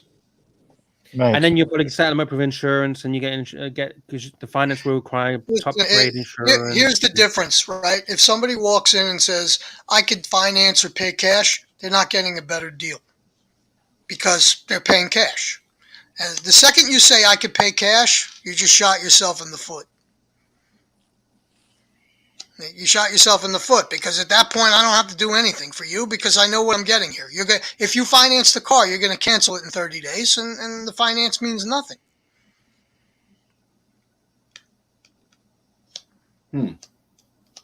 So the finance buyer, and let's face it, people are always weary of what an auto dealer is going to offer them and try and take advantage of them. In the United States, you're only allowed to mark a rate up 2 points. When you get a special incentive from the manufacturer, you cannot mark that rate up. It is what it is. So when you watch videos on how to buy cars and never take the rate, always come in with your own financing, that's all bullshit. It's people who they're preying upon people's fear is what they're doing. Okay, so all you have to do is if you're not getting a special rate from the manufacturer, if there is none or you don't qualify for it, all you have to do is ask a simple question: what's the buy rate? If you ask what the buy rate is, they have to disclose it to you. That's the law, And then you ask for it and you get it. And, you know, the bank pays the dealer a small flat, very small, not a ton of money. But if the dealer's allowed to mark the, you know, the rate up 2 points, they can make a lot of money.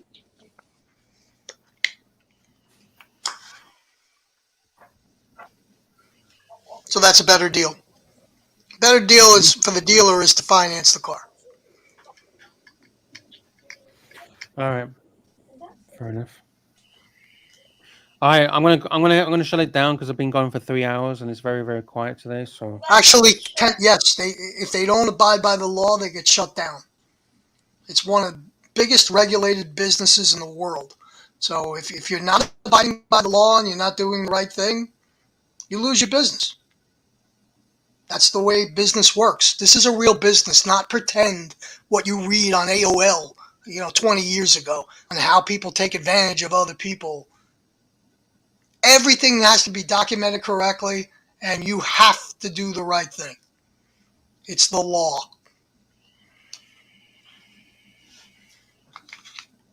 all right, thank you. All right.